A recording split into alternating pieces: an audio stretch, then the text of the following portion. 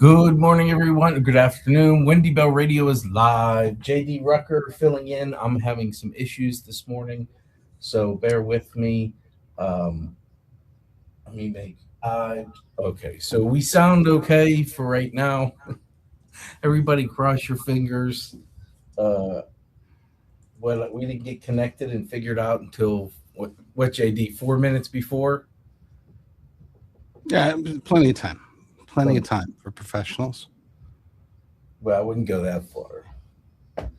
I am working off of computer number 3 because computer number 1 and computer number 2 did not work. Nice. That's not the way I want to start today, but It's okay. so tell everybody, let everybody know who you are and where they can find more about you, and even the rundown for today's show. I don't know if that link is available to everyone or if that was special for me. You got the special. Don't tell anybody about the link. Oh my gosh, that's like sorry. a non-public, super secret link. It's my it's my show notes link, and so anybody who uses it their computer will blow up. That's probably what happened. You probably used the wrong computer. I had you locked in for the right computer. Let's see. Oh, I love the chat. Let's all give Wendy Bell Radio Army family a welcome to JD Rucker from Patriot TV and the Liberty Daily. I already like Sherry LG a lot. She's already my favorite. If it is a she, you never know it anymore. Yes. Welcome back. Thank you for remembering me, Aqua Blue. I was wondering, it's funny because last time I guest hosted for Wendy and with Brock afterwards, he's like, yeah, we should totally get you back on. You did such a great job. And Wendy's texting me. She's like, oh my gosh, I heard you did so well. You did such a great job. And then I didn't hear from them for like 9 months. And I'm like, oh man, did I just get like the no, we don't take time off. And if there's an echo with me, I'm sorry. You guys are just going to have to bear with us today. And hopefully I can figure it out by tomorrow. If there's an echo, yeah, you're going to hear a little bit of me. It's going to sound like I'm actually having to use the mic from my computer. So that's why there sounds like there's more echo. There can never be too much Brock, though. So we'll take as much echo as we can get, as long as it's you on the other end. Good day. Wendy is off all week. Just to keep you guys informed, Wendy is off all week. She's on vacation with the twins and the family, spending one more summer vacation before everybody heads off to school. Yeah. Thank you to all the well-wishers and to the handful that remembered me. It's good to be back.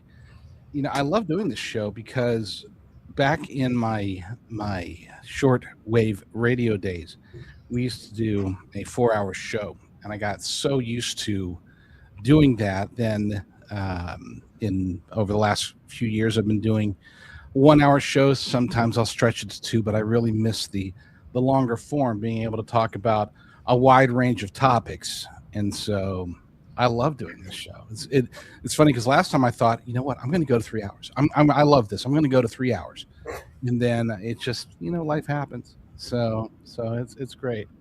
It's great to be back. I love seeing the chat though. That's my favorite part. And that's the hardest part about doing this show, is because it's like I'm sitting there just talking, and all of a sudden, and then Bay, Oregon is listening, and I just think to myself, Winchester Bay. Sorry, I'm thinking to myself, where's Winchester Bay? And then I realize, oh crap, you're live, dude. Stop thinking about Winchester Bay and focus on the topic. That's the only bad part about the chat, but I still love it. 2 minutes. Oh, nice. See, I'm already pulling back. Yeah, Brock. the quote unquote technical challenges started late last week when Brock texted me and he said, "Are you ready for next week?" And I said, "Wow, what happens next week?" That wasn't technical difficulties. That was you being an a-hole and scaring the hell out of me. He did. He got scared. And then I speaking of getting scared, you want to hear a funny technical difficulty story that I was just having, where like I guess my wife got me back for you. I'm going into the garage to get 15 seconds. 20 seconds. Go ahead. to tell the story. Remind me of the next break, and I'll tell it that.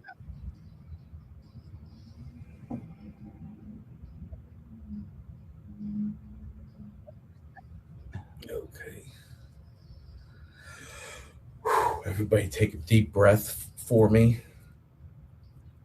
Me? No, yeah. Oh. You too. All right. I'm going to go off screen so I can get ready. Here we go. We got 10.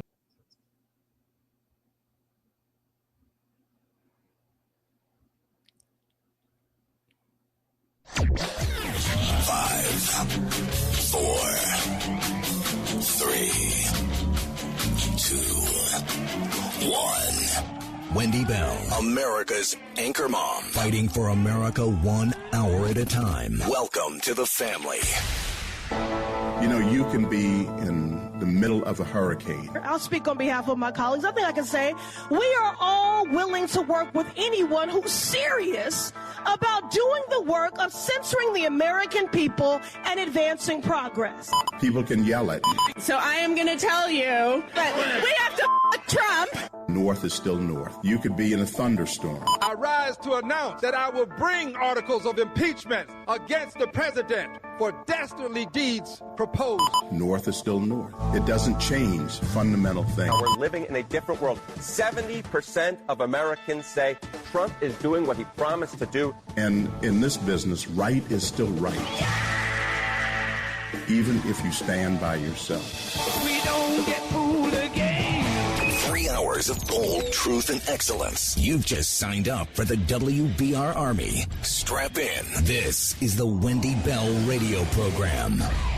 Filling in for Wendy Bell from Patriot TV, J.D. Rucker. Oh my gosh, this is so much fun. I am actually getting super excited about this concept altogether. The concept of me for Wendy Bell again. I can already see in the chats, and I can hear you guys on radio through my telepathic connection with you that you're wondering, who in the world is this guy? If you don't remember me from the last year, I will tell you exactly who I am. But first, before we get to any of that, I just got to say, praise God that Tina Peters is officially free. I turned on my X this morning and I see Tina Peters. And I'm like, oh my gosh, isn't she supposed to be getting out today? She is, and she is out. And it's like, holy crap, this is really happening.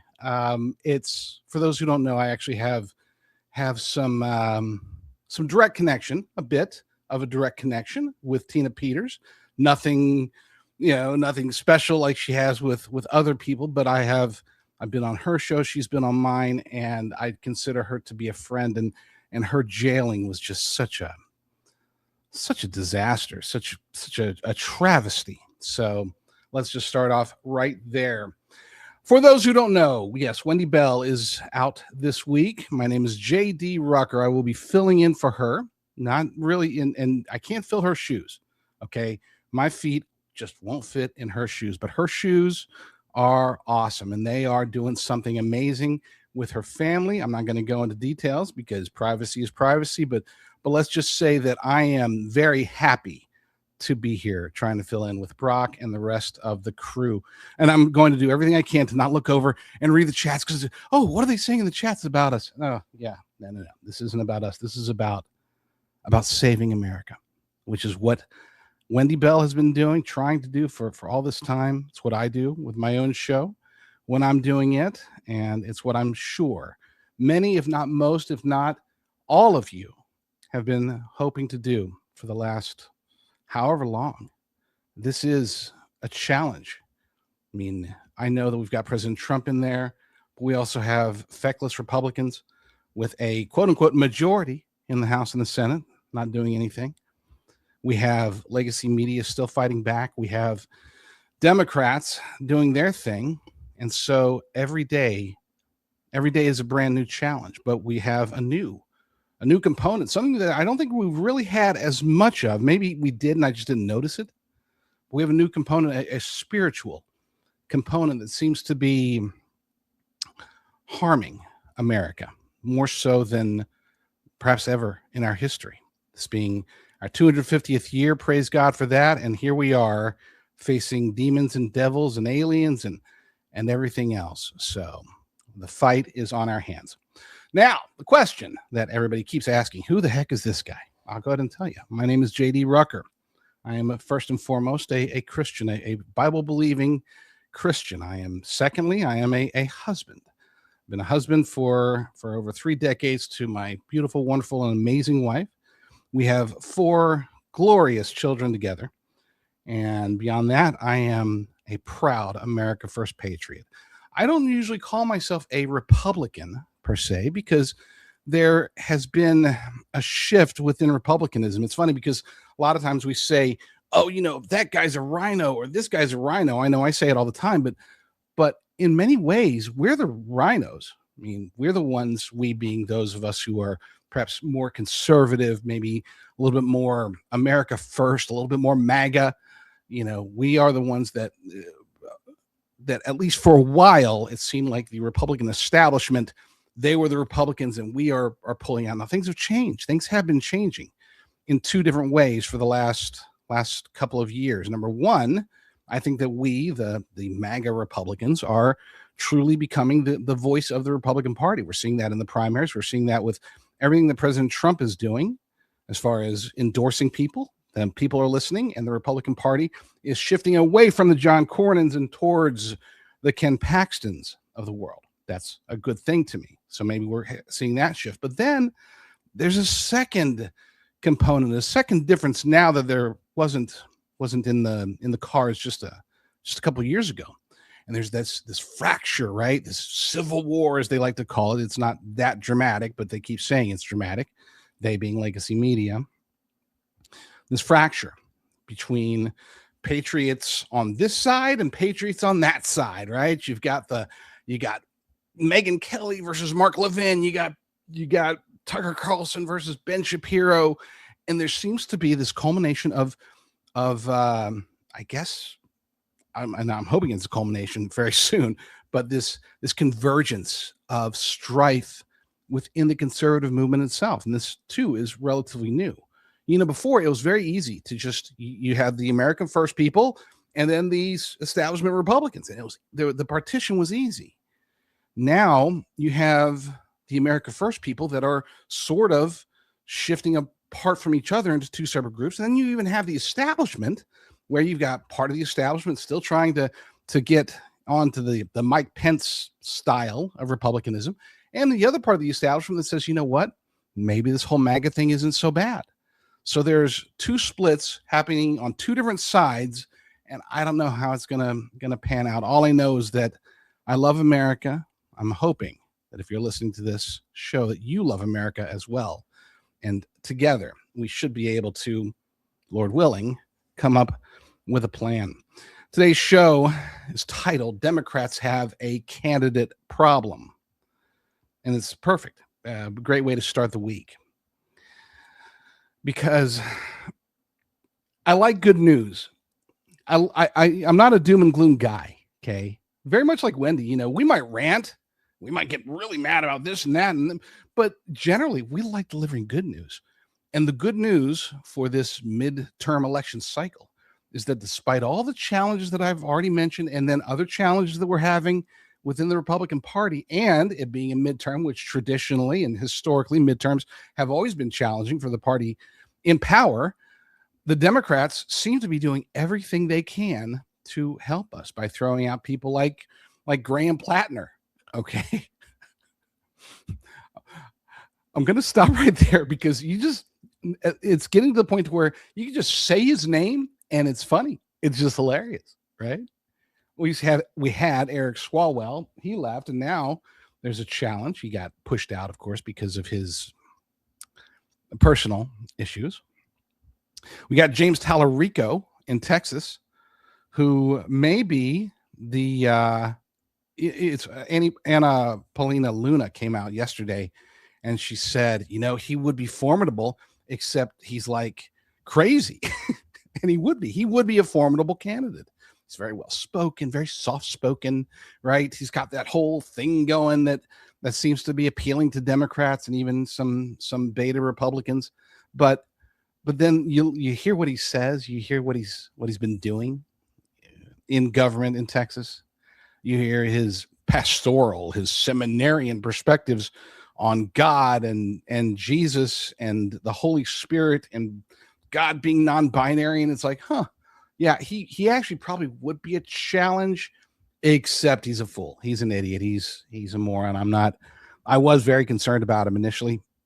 And then I heard what he had to say, and then it's like, oh, okay, never mind. Then I saw a picture of him trying to eat barbecue. And it was the strangest picture I think I've ever seen. I mean, it was stranger than seeing Chuck Schumer with a raw beef patty at a cold grill with a raw piece of cheese on it. It's like, no, dude, that's not how you stage a photo. Have you ever grilled before, man? No, this was actually worse because he's actually eating it, but he's eating it from the center. Like if you can picture a rib, it's a big beef rib, so it's got meat on both sides. He's eating it from the middle, like as in where the bone is, not where the meat is. It looked as if he was chewing on the bone. It was such an embarrassment, such an embarrassment. So I am very excited about today's show. You can find me and my work at many places. We mentioned Patriot TV in the beginning. It's patriot.tv. I am the proprietor, the president of Patriot TV. For those who are familiar, it was owned by a group for a while that included General Michael Flynn, a good friend. It was included multiple people. And I got some investors and we bought it from them last month. And so we are getting it built up to be something else. We also have, of course, jdrucker.com, which is quickly becoming my hub. This is where I put all of my stuff, right? The stuff that is just me, right? I work at multiple news aggregators, including, as many mentioned in the chat, the Liberty Daily. But I'm only an editor there. I don't own the libertydaily.com. And as being just an editor there, not all the content is mine, unfortunately, because a lot of the people think, it's just Rucker's site, similar to, back when Drudge was doing Drudge, but Liberty Daily must be Rucker. Sometimes I get called out for stuff. It's like, I didn't even know. I didn't post that. Why would I post that? That's not what I would ever post. And I'll talk more about that here in a minute. But the place where I do all the posts, me personally, 100% is jdrucker.com. Last night, if you want to subscribe to my newsletter, you can do so at jdrucker.substack.com. And I promise that's the last promo stuff I'm going to do. Going to just need to throw it out there because last time I was on there, like, dude, you didn't even tell us where to find you. Well, that's where you find me. jdrucker.com will send you wherever else you need to go. So good stuff there. Yeah. Wendy Bell. I already miss her. Hopefully none of you miss her yet, because that means that I'm not doing my job. My goal here is not to fill her shoes, as I said. It's just to kind of hold the place for now. That's it. I just want to hold the place. And when she gets back, hand it back to her and let her do her amazing and wonderful stuff. So, yeah, it's fun. I'm trying to figure out the technical side here, making sure that I don't miss the cues.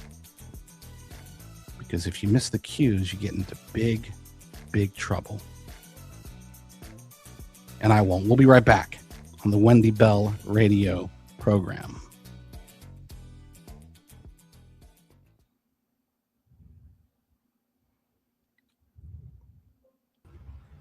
Okay.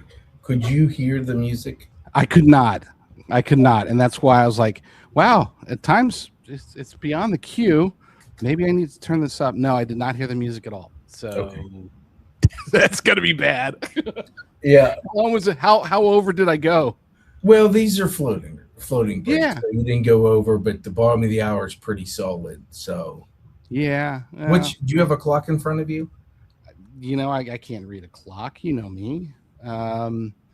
But yeah, I'll try. You said what is? I got to hear 58:50. No, sorry. 28:50. 28:50. Okay, cool. So let's make it 20. No, you know what? I'll just turn the volume up and I'll listen for the cue. That's all. Okay. It's easy. First, let me tell you, because Wendy's off, I'll do it. Sniper, disinfectwithsniper.com, disinfectwithsniper.com. Being June, we will be having a set week. a sale on the 250 flags, and probably all month for the flags at disinfectwithsniper.com. So he has one that's outdoors and one that's really it's the sewn in one. One's sewn in, one's not sewn in, but you can get them there. Also for Father's Day, get ready. They're doing the bundle again of all the spices, the Hunt Chef spices.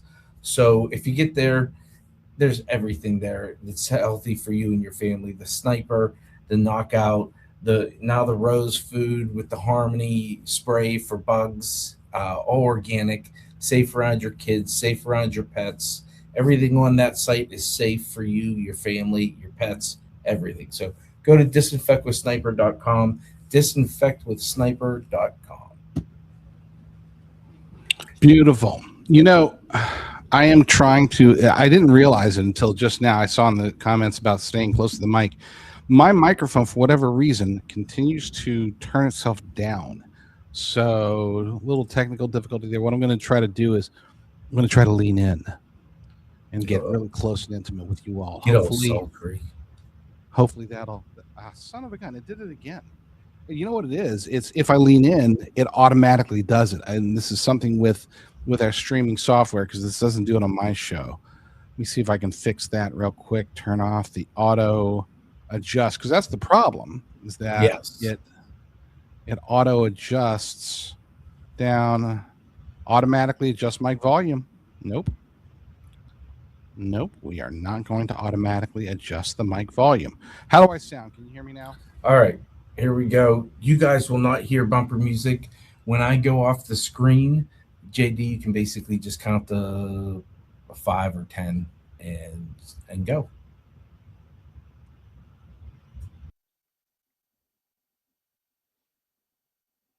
And we are back. You know why we're back? Because Wendy Bell isn't here, and I'm really sad about that. But I am JD Rucker. I am your fill-in host for the week, and it's going to be an amazing week. Let's start off, let's pick out a candidate, any one of them, right?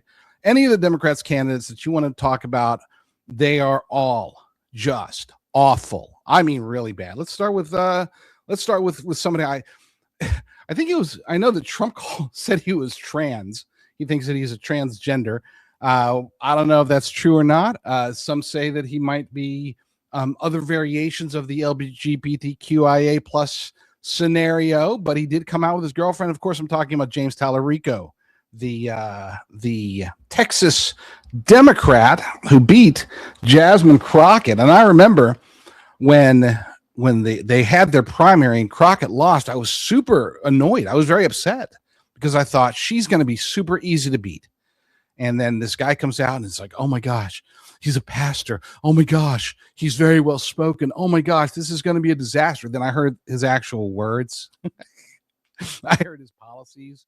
I heard that he's running a vegan campaign, basically. And it's like, wow, okay. If you say so, buddy, you run your vegan campaign. You say that God is non-binary. You say that there are 6 sexes, 6 of them. You keep saying all that stuff because this is Texas, and Texas ain't going to have it. For those who don't know, by the way, I didn't mention this earlier. I am out here in California, and we are going to be talking about the California races a little bit later. But people always ask me, why are you still out there? You want to go to Texas, you want to go to Florida, you want to go to Oklahoma or someplace redder. We're stuck out here. Okay. My wife and I and my family, we've been wanting to move for almost 2 decades now, but because of God has put me here, I think for a reason, because every time we think that, okay, now's the time, let's go ahead and get everything sold out. And we're going to, no, we can't. Medical reason, we can't leave. Another issue. Nope, we can't leave. Family issue. We can't leave. And we've been stuck every time. It's like Godfather 3, the only good line from Godfather 3. Every time I think I'm out, they pull me back in. That's what California keeps doing to me. But I do have a heart for Texas. And that's why I know that James Tallarico, who I was concerned about initially, I'm not concerned about him anymore, but they're going to try. They really are going to try. I don't see how he can do it, especially when he says things like this. Let's roll clip 1. I listened to 15 hours of testimony on this bill. The worst part for me was the number of Christians who used Scripture to justify hurting children. Even on this floor today, a member tried to justify a hateful amendment in the name of God's law. So let's talk about that. The first 2 lines of the Bible, the first 2 lines in Genesis, use 2 different Hebrew words to describe God. One is the masculine Hebrew noun for divinity. The second is the feminine Hebrew noun for spirit. God is both masculine and feminine and everything in between. God is non-binary. In Genesis 1:26, God speaks of God's self in the plural, saying, "Let us make human beings in our image to be like us." That's the infinite multitude of God, the masculine, the feminine, and everything in between. Trans children are God's children, made in God's own image. There's nothing wrong with them. Nothing at all. They are perfect, they are beautiful, and they are sacred. Bullying children is immoral. It's a sin, a special kind of sin. Just right off the bat, obviously the whole, the male, female, feminine, masculine, the whole concept that God is non-binary is absolutely positively idiotic. But then at the end, this is a guy that allegedly went to seminary, right? This is a guy that's supposed to be like, he's supposed to be so knowledgeable. He comes out, and when you start saying things like they are perfect, no, we're not perfect. Okay, we're very much sinners. Transgender, non-transgender, child, adult, doesn't matter. Okay, none of us are perfect. None of us are good. We're all very, very, very much flawed. And that message gets lost with not just people like Tallarico, but also with, apparently, it seems as if the vast majority of quote unquote woke pastors out there, which to me is almost a bigger concern. And maybe it is not just almost, maybe it really is a bigger concern than the political or cultural challenges that we're having here in the United States of America. I don't think he's going to fly. I think that he's got some massive challenges that go far beyond just whether or not he's woke, whether or not he believes in God appropriately. But we'll see, because there is one move they're playing at, and I'll talk about that after the break. You're listening to J.D. Rucker on the Wendy Bell radio program.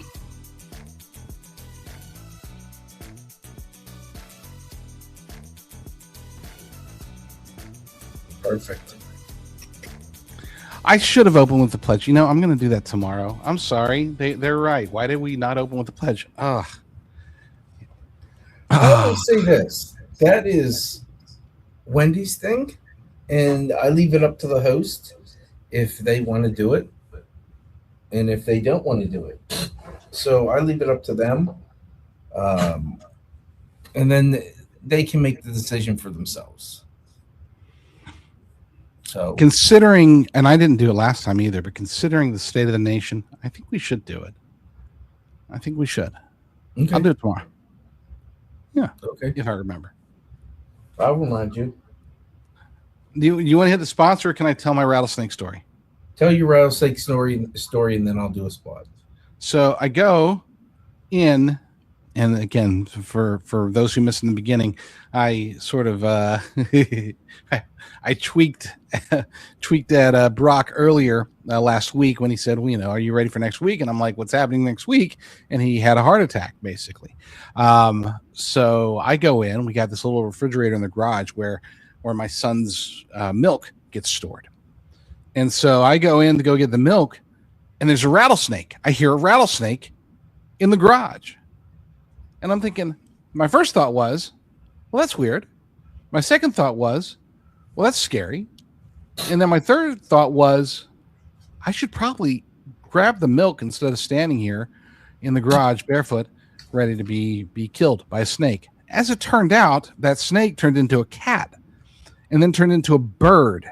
And then I realized that my wife had a sound machine out there to try to scare away this new odd.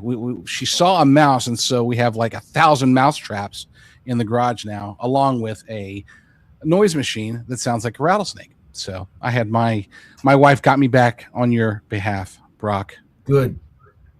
You obviously deserved it. That was not funny, especially when I am one of the flaws that I have is you don't have flaws. I do is that I am a control freak, and when I feel like I have no control, I get agitated very easily.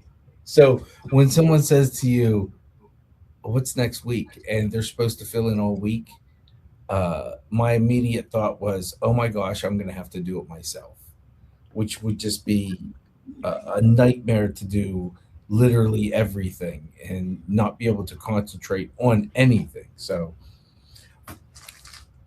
thank God I took my blood flow 7.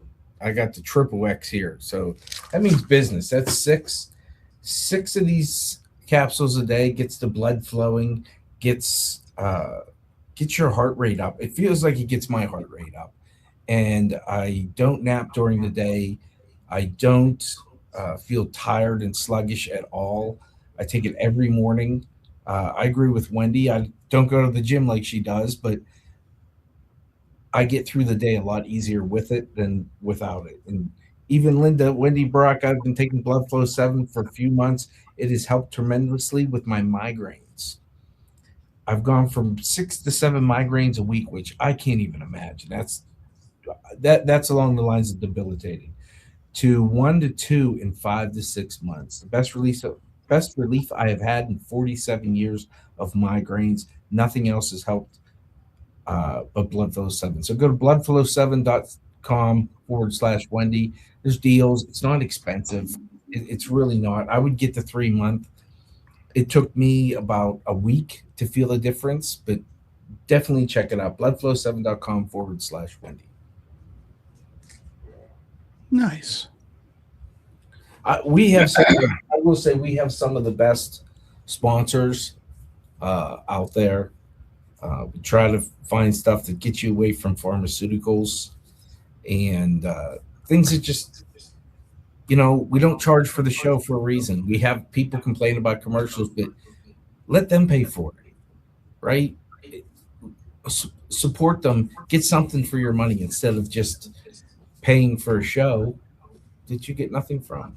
You get something from, but you don't get anything tangible to hold in your hands, like gold and silver. Am I supposed to do the gold and silver thing? No. I like gold. I like silver. Wendy loves silver, or Wendy loves gold. Wendy loves gold. Wendy loves there it is. Gold. Wendy loves gold. I like Wendy silver. Look, here, I'll show you. I'll put it over your face. Nice. 855-927-5557, wendylovesgold.com. They're running a thing now. If you get their principal protection plan, you can get, she didn't leave it for me because she thought I would steal it, an autographed coin. So give them a call. Find out how you do that. Turn your 401k and put some into some precious metals. If you don't have cash up front, check out their 401ks and get some gold in your 401k. 855-927-5557, wendylovesgold.com. They're great people. They're coming out next week to film a commercial with her to use all over the place. So they support the show. We appreciate them. They support the podcast and everything else too. So they're just great. They've supported you guys forever, right? Yeah. They've been with us for a while. All right, when I'm off, you count 10.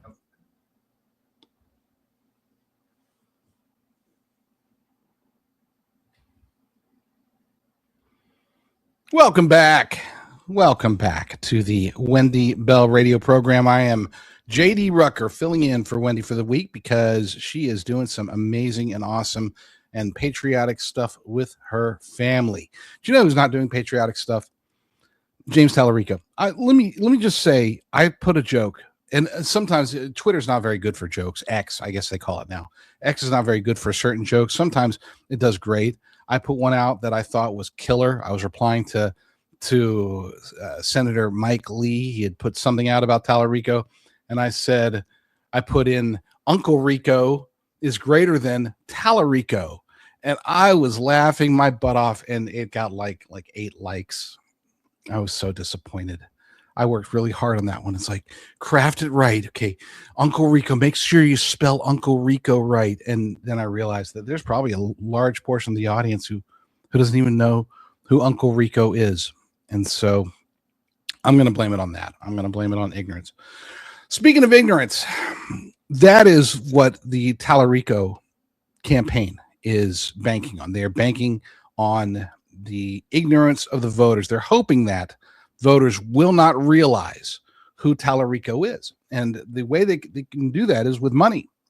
Now, I said before, I've said it many times, that is the biggest challenge with this guy, is that he is definitely going to outraise Ken Paxton. The first quarter, to put in perspective, first quarter, and somebody double check these numbers for me because these are off the top of my head, but I think that Ken Paxton raised $2.2 million.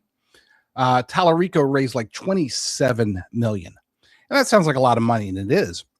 But that's nothing compared to what he could raise. There are some people out there that are saying that Democrats and super PACs and Tallarico himself are going to spend $250 million. The reason for it, of course, is because we're talking about Texas here. This is their crown jewel. This is the ultimate prize for them. If they could win a statewide election for the first time since 1994, they believe that this will be their coming out party. This will be the end of the Republican Party. If they could take deep red Texas, which, to be clear, Texas isn't really nearly as deep red as a lot of people think, but if they could somehow get deep red Texas to go blue, to turn at least purple, then oh my gosh, it's gonna be great. And they're right. I mean, if they do win this race, it will signify a whole bunch. Now, to win this race, like I said, they're going to have to spend a whole bunch of money. They're going to have to outspend Ken Paxton probably 3-1, and they can possibly do that. But they're using a technique that other campaigns have used before, but this is probably the slickest version of it. They're doing it early on, and they're using a company called TPOR, the Texas Public Opinion Research. This is supposedly, it was just formed in 2024. It's supposedly a survey and polling company, right? Just like Emerson or any of the various pollsters out there, except that this one is hyper partisan. It's not even like just, it's a little bit left leaning or it's a little bit right leaning. No, these guys are unabashedly partisan. They're funded by a company called something. I forgot who. I have all these notes here, and I didn't mark that part down. They're funded by a company who has as their clients people like Bernie Sanders and Alexandria Ocasio-Cortez. The founder of this company is unabashedly Democrat. He even said that a long shot candidate who can have a real shot because they're able to use this polling to generate momentum, to, in other words, manufacture false momentum. This is why their first poll that comes out shows that Tallarico's winning by 3 points. Oh my gosh. And you might be thinking, but it's just some dinky little poll. Nobody's going to care. Well, it got picked up. It got picked up by The Hill, which is a major publication. It got picked up by USA Today. Not sure if you've ever heard of them, but they're a pretty big publication.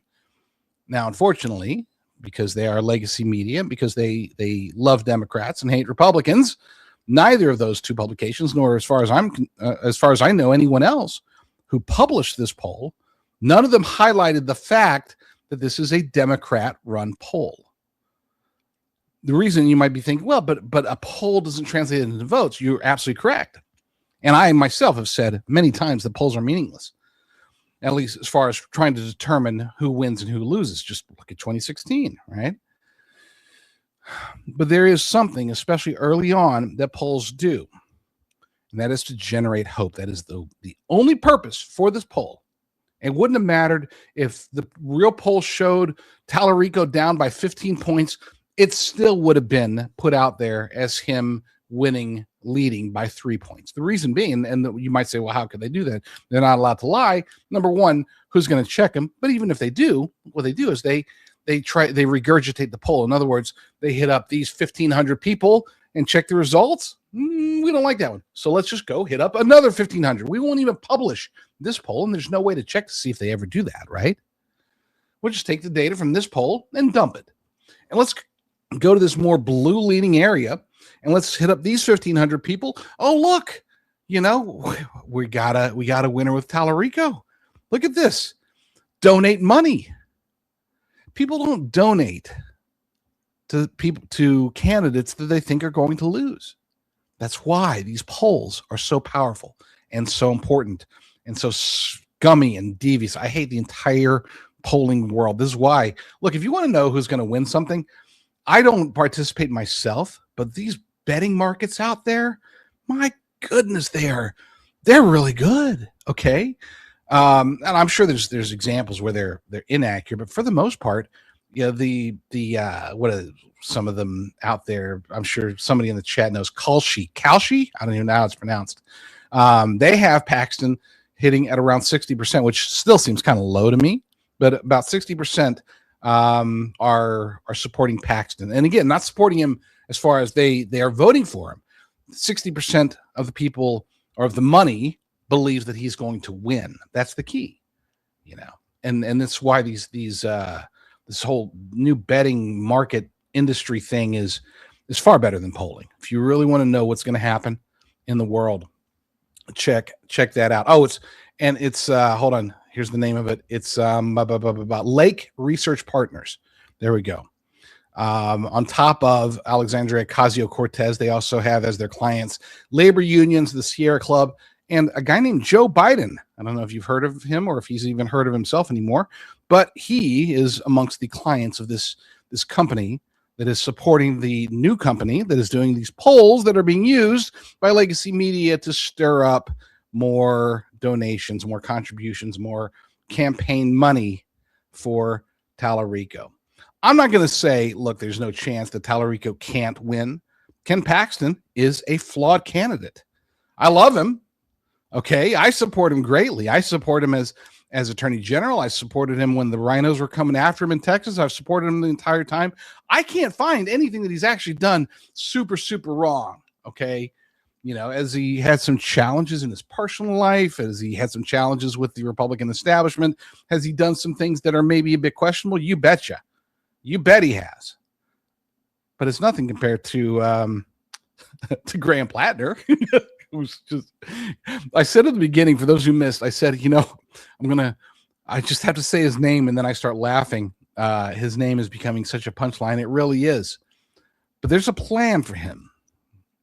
There really is a plan for Graham Plattner. We'll be talking about him a little bit later as well. But last word on Tallarico and the Ken Paxton scenario, the Texas scenario. This is the most important Senate race out there, by far, hands down.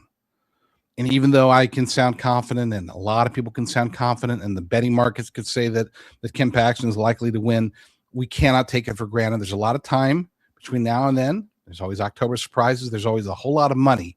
And again, we're talking about Texas.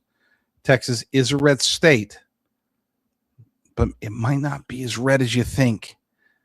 You can tell by the rhinos, and you can tell by the reactions to John Cornyn losing. Wasn't good. They weren't happy. So just keep that in mind. I don't want to dwell on it, but keep that in mind. Do we have time? I want to play this one clip. I want to talk about Spencer Pratt after the break, but I want to go ahead and get this clip in.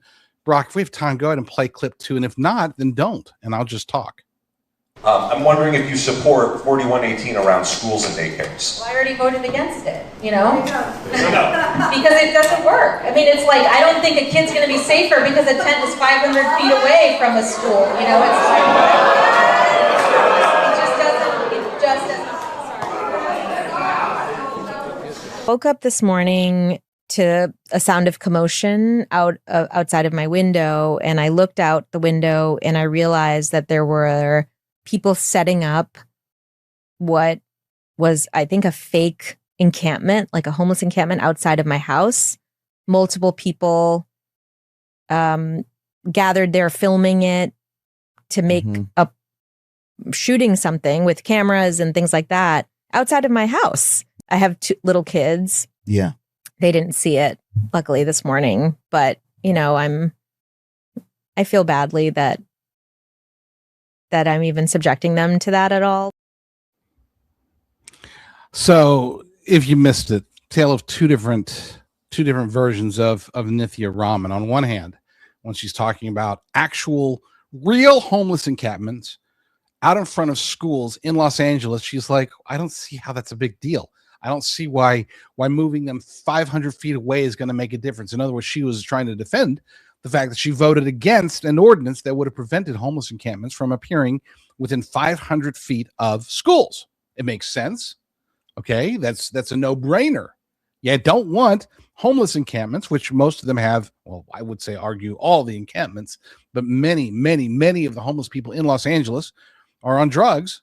So there's drug paraphernalia, there's all sorts of nasty stuff. You don't want that by a school. But she was okay with letting them be right there next to a school. She even rolled her eyes. I don't know if you caught that on camera, but she rolled her eyes at the concept of, oh my gosh, like, oh, moving them 500 feet away is gonna make a difference. But then a fake homeless encampment, that being close to her home, oh my gosh, her children, oh, she's so lucky. She's so happy that her children didn't see that, because they're her children and she's in a nice neighborhood. She's not slumming it in an LA school district. It's not her, these are her kids. So she doesn't want them seeing a fake homeless encampment, even though she is A-okay. Now, she's perfectly fine and defending through legislation. She's defending the homeless people's right to put their encampment right next to a school. This is where you just like, my gosh, is this woman crazy? Or is she stupid? No, she's neither.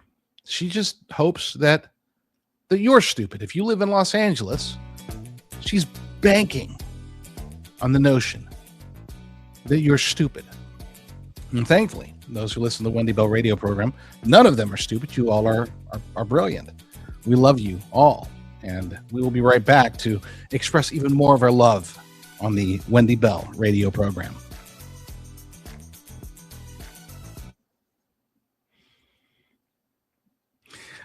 I had to smile because I saw in the chat, pew, pew, pew. I thought to myself, don't say it, Rucker, don't say it. Don't say, because the first thing that I thought of is that, you know what, if things are happening, right? If my kids went to public school and went to this school and there's homeless encampments and drug users, okay, I'm going to stop right there before I get Brock. There, right? Huh? I wouldn't want them near. That's an asinine statement. Yeah, but we don't want to go on radio talking about pew, pew, pew, right? No. But I mean, like there's only one way to get rid of them. Round them up and get them out of there. Like, the sad thing is we had the NFL draft come to Pittsburgh. You all know that. And it's amazing they clean it up. And as soon as the draft is over, it all comes right back. Don't even get me started with what Gavin Newsom did for Xi Jinping. That was. Well, Xi Jinping can't step in crap. He's not, It's amazing. But what's really amazing is when Wendy needed a new roof, all she did was call Gary Ireland. Gary Ireland came out, took a look at a roof. We all took bets on what her roof would cost. Uh, the good news is we were all pretty much right there, but that's not the good news. The good news is Gary was the cheapest. I want to say he was there 4 days, and she has a big roof. 4 days, and one of them was a rain day, so really it took him 3 days to do a roof, in and out, clean, which is huge to Wendy. Cleanup is huge to Wendy. But 1-800 New Roof, if you live in southwestern Pennsylvania, these are the people to call. Amish installers. The Irelands are just great people. They're honest, which is all you're looking for. They were cheaper than Wendy went out and got another estimate, and I think she said they were $8,000 or $9,000 cheaper than the closest estimate after the Irelands. So you can also go see Dan. Dan does all their indoor, outdoor electrical work. Uh, we've seen Paul from Stinky's got his work done, and I don't know. I never bragged about the lighting of my house, but Paul did to me and was showing me pictures of his outside. So give them a call, 1-800 New Roof. Everything that's not sexy, all the stuff, the gutters, the downspouts, the roof, the windows, not sexy stuff, but important stuff. 1-800 New Roof. 1-800 New Roof. IrelandContracting.com. I personally like gutters, and I think that they are sexy. So I'm not sure what you're talking about. They're sexy if they keep water out of your house, but they are, especially if it's the Amish. We don't have that option here. I can't get a Amish contractor at all out here in Southern California. You guys have so many regulations out there. I'm surprised you can get gutters. I'm not going to have regulations on everything. I have to be very careful with my jokes. I keep forgetting. Representing Wendy Bell, keep it clean. Stay out of the gutter. Stay out of the Amish gutter, Rucker. You can do it. You can do it. You mean the Amish who didn't get COVID because they didn't watch network news? Of course not. Of course not. Sometimes I wish I was Amish. I grew up probably half an hour from Amish country. So wow. That would be nice. They sure know how to party, though. They can party when they want to. So, all right, here we go. 10 seconds, then you.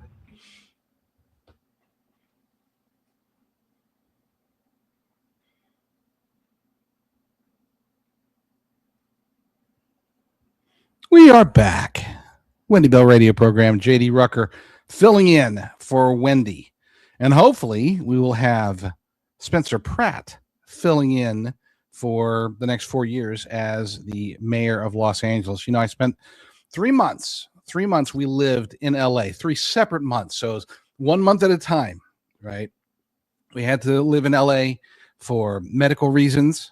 And this was back nearly a decade ago. And it was bad. It was really bad. I actually had to go buy a junker car. I'm not kidding. I had to go buy a junker car, right? Just a cash car that I could just get to drive, because there was no way that I was going to drive the SUV that we had around LA. Number one, it's hard to drive. This is, it was a big SUV. But number two, it was no, I'm not going to risk it. So we ended up getting this little junker 2-seater, bought it with cash, and that's what we drove during those 3 months in LA, because it was that bad. We saw, people always talk about the horror stories about how, if you walk on the streets, that you have to walk around the people on the streets, and maybe they're unconscious, maybe they're conscious.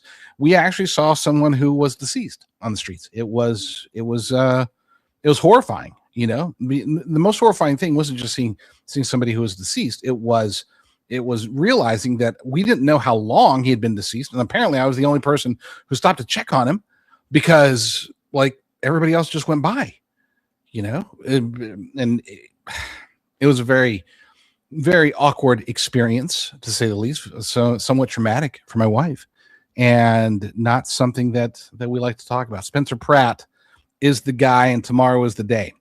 I've said before, and I posted something on X that got a lot of attention about how the best opportunity for Spencer Pratt to be able to win is now.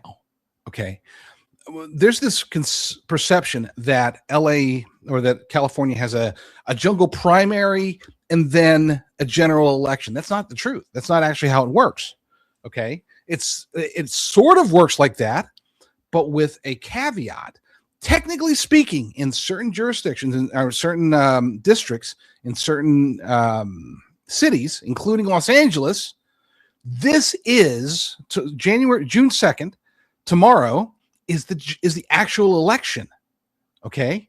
And then if nobody gets over 50% plus one, then there's a runoff election in November.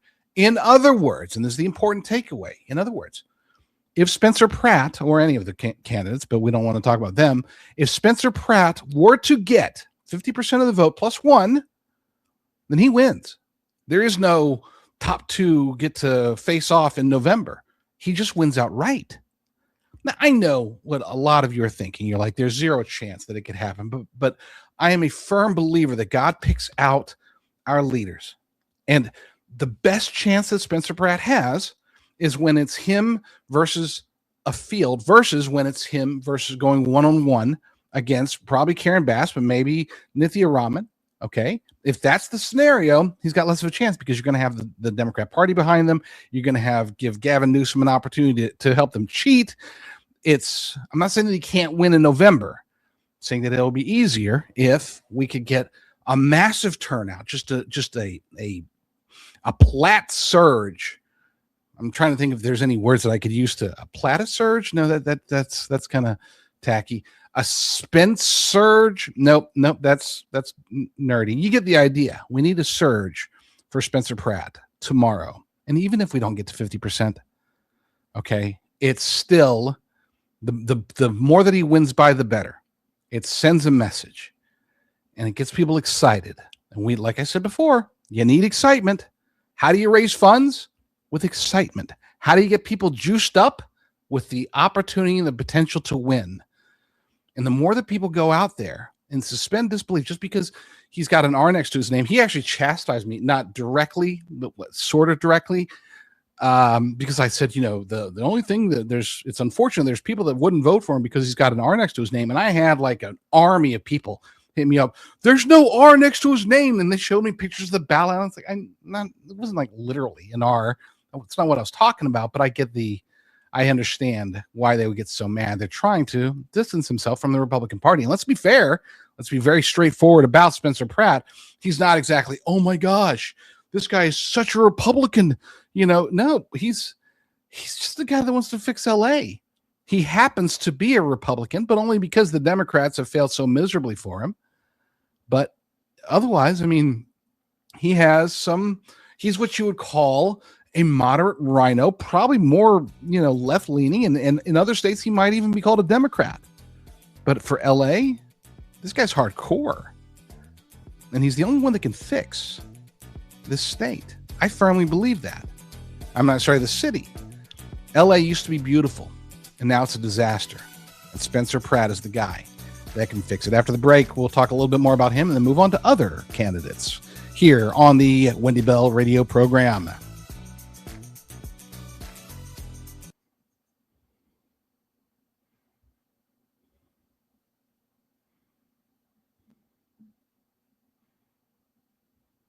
Yes. C.L. Martin, I was going to cover that real quick. We'll cover that. They did find 2 batches of ballots that were burnt in L.A. So good call there. I had that story. I was going to send it to Brock, but we ran out of time. Sorry, go ahead, Brock. No, my question to you is, will the Republicans put money? Do you think Republicans will put money into an LA campaign? I hope they don't. I hope that the National Party and the state party and even President Trump, I hope that everybody, if he wins, if he does very well in this, I'm going to write and I'm going to advocate for Spencer Pratt for the Republican Party to just do nothing. Don't like hurt him. But just stay out of it. The Republican population in the city of Los Angeles is like 18%. Okay. You're not going to help. We're going to go when the state party or the national party get involved in an election.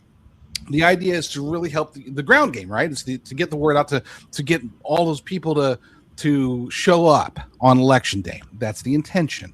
In this particular case, you don't want. I mean, the best way for Spencer Pratt to win is to not be a Republican. And I'm not saying to be a Democrat. I'm saying to just, I'm nothing. I'm LA's guy. And that's it. Republicans aren't supporting me, and because as soon as they do, you'll have who will assume Karen Bass saying, "Oh, he's a MAGA Republican. Look, the Trump endorsed him and this, that, and the other." And they'll use it against him. They will do more harm than good if they were to participate. My recommendation for Pratt and for the Republican Party, even the state Republican Party, is to just stay out of it. Just let the guy cook. He'll be able to do just fine by focusing on LA, by being Spencer Pratt, the guy that's going to fix LA, not Spencer Pratt, the Republican. So what's good? What would you say? Okay, he's got a chance. If he can somehow break 40% tomorrow, then I would say he's probably going to win. Again, the toughest part is that the biggest challenge for somebody like Spencer Pratt is an ignorant voter base. That's it. Isn't that what America has? But it's worse in LA. Okay. Not trying to say, Republican versus Democrat here, but Republicans, generally speaking, are more knowledgeable about candidates and elections and policies. And there are just fewer Republicans in LA. I forgot who it was, some influencer was walking around asking people questions, and half of them didn't even know who Karen Bass was. Oh, I saw that. Okay. So, how can you say I'm better than Karen Bass? How's that going to sway any Democrat who doesn't even know, who thinks that Karen Bass is like a fish? Okay. That's the best thing that his can social happen. Media has been crushing it. Yeah. I really do. And watching other people do it for them that aren't getting paid is the only way you're really going to get to the people that don't even know who he is, because they're going to remember the AI videos and all that. I just think honestly, the only way you're going to fix it, and this isn't rocket science, is to change who's running it. And as long as you keep having the same people run it, you're not going to fix it. And there's one way to fix your health care, and that's what Health Revolution's trying to do. Health Revolution is just that, a revolution against Obamacare. You can call them. You can get them to design a plan that's just built for you in your life. You can enroll anytime that you want, and I go through it every year. You have to enroll within a certain amount of time, and then you can't get out of it.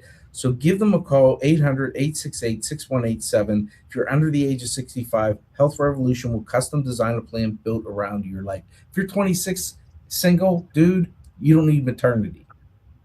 That's what they're going to walk you through. They're going to talk you through it, figure it out. The plans are available right now. If you're self-employed, paying for your own coverage on COBRA, or just done overpaying, Health Revolution. Healthrevolution.info.net, 1-800-868-6187, info.healthrevolution.net, info.healthrevolution.net. Give them a call. See if they can save you 30% on your insurance. I know mine's through the roof. But if you're relatively healthy, I think I'm still going to, even though I'm not, sometimes I'm considered because of the epilepsy, I'm going to call them anyways. I'm going to call 800-868-6187, info.healthrevolution.net. Tom has been with us before. He's a great guy. Honest as the day is long. You guys saw I did a podcast with him a couple months, probably the end of last year, and he didn't want to promote his business. He just wanted to give you guys information. That's what he's all about. Good dude. Check them out. info.healthrevolution.net. Rocket science. I'm going to trademark that. But It might not be rocket science, but it is brocket science. Yes. Check him out. I mean, if he can save you money, who doesn't want to save money? Is he Amish too? No, he is not Amish, but he is a good dude. Nobody's perfect. What are you saying? I'm not perfect? Well, you are, but nobody else. I'm praying to God this computer lasts. That's all. If you could see the fear in my eyes when I got in this morning and things weren't working. I saw it. It was pretty funny. No, not funny at all. No. It was funny. Yeah, rocket science. All right. We got an open coming up here.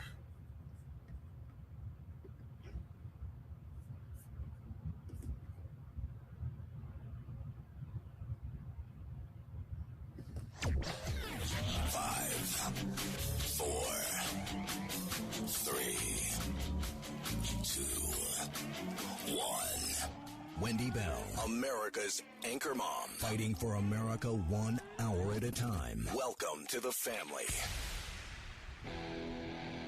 We're going to win so much. We're going to win at every level. We're going to win economically. We're going to win with the economy. We're going to win with military. We're going to win with health care and for our veterans. We're going to win with every single facet. We're going to win so much, you may even get tired of winning. And you'll say, please, it's too much winning. We can't take it anymore.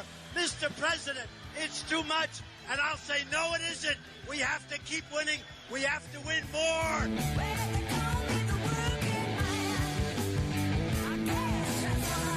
We're going to win more. 3 hours of bold truth and excellence. You've just signed up for the WBR Army. Strap in. This is the Wendy Bell radio program. Filling in for Wendy Bell from Patriot TV, J.D. Rucker. You know what we need more of here? We need more Amish and Mennonites. Between those two, if we could get them out to Southern California, I think that we could actually fix it. But in lieu of more Amish and more Mennonites, we have Spencer Pratt, who may be able to pull off something. I don't want to call it a miracle. It was the only miracle about Spencer Pratt doing well on election day and possibly even winning this election.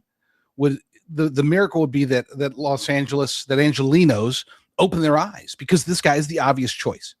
Okay, he's the obvious choice. I love the fact that he is focused on the issues that he knows about. When people start asking him about, like, oh, what about, let's talk about some municipal issues and what do you think about this? He's just like, dude, I don't know. I'll have people for that. I'm going to focus on crime and homelessness, which is driven by crime. And that crime oftentimes is driven by drug addiction. I'm going to focus on that stuff. And then I'm going to also focus on affordability, which is important, and making sure that the next time there's a fire in LA or the surrounding area, that people don't lose their homes by the thousands, that people don't die. The only other issue that he talks a lot about are dogs. And his argument for dogs, it's pretty darn compelling. He told a story on one of his recent, he does these like 9 or 10 minute drops. And he told the story about how there was a family that had gone to a shelter, a no-kill shelter in LA, gone to the shelter, picked out a dog and said, okay, they said, okay, you got to come back to pick him up on this day. And so they come and they show up before close and they're like, oh, sorry, the dog's dead. It's like, what? It's like, yeah. Today was the deadline. It's like, yeah, well, it's still today. Today is today. And they're like, well, no, it's like almost 5. Yeah, we went ahead. We didn't hear from you. So we went ahead and killed the dog at around noon. So he's gone. This, to be clear, is against ordinances here in Los Angeles. The whole idea of a no-kill shelter is that if for them to kill an animal, they have to, number one, be a danger. Okay. They have to have some sort of behavioral issue. Fine. Which this dog apparently did not. And number two, they have to have a reasonable chance of being adopted. If they're not a danger and they have a reasonable chance of being adopted, then it's illegal for these no-kill shelters to kill these animals.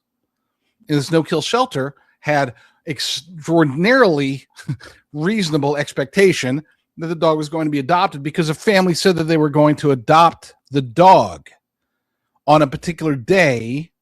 In this shelter under Karen Bass decided, you know what? Let me look at my watch here. Yeah, just go ahead and kill the dog. Those are the only issues that Spencer Pratt focuses on, and it's brilliant. During the break, we were talking about how does Spencer Pratt win, and the question came up. Well, do you think the Republican Party is going to help him? I hope they don't. Okay, if assuming that he does do very well tomorrow on election day, and we'll talk about more about that here in a second. But assuming he does very well tomorrow, my strong recommendation is that the National Party, the Republican Party, even the state party, they just stay out of it.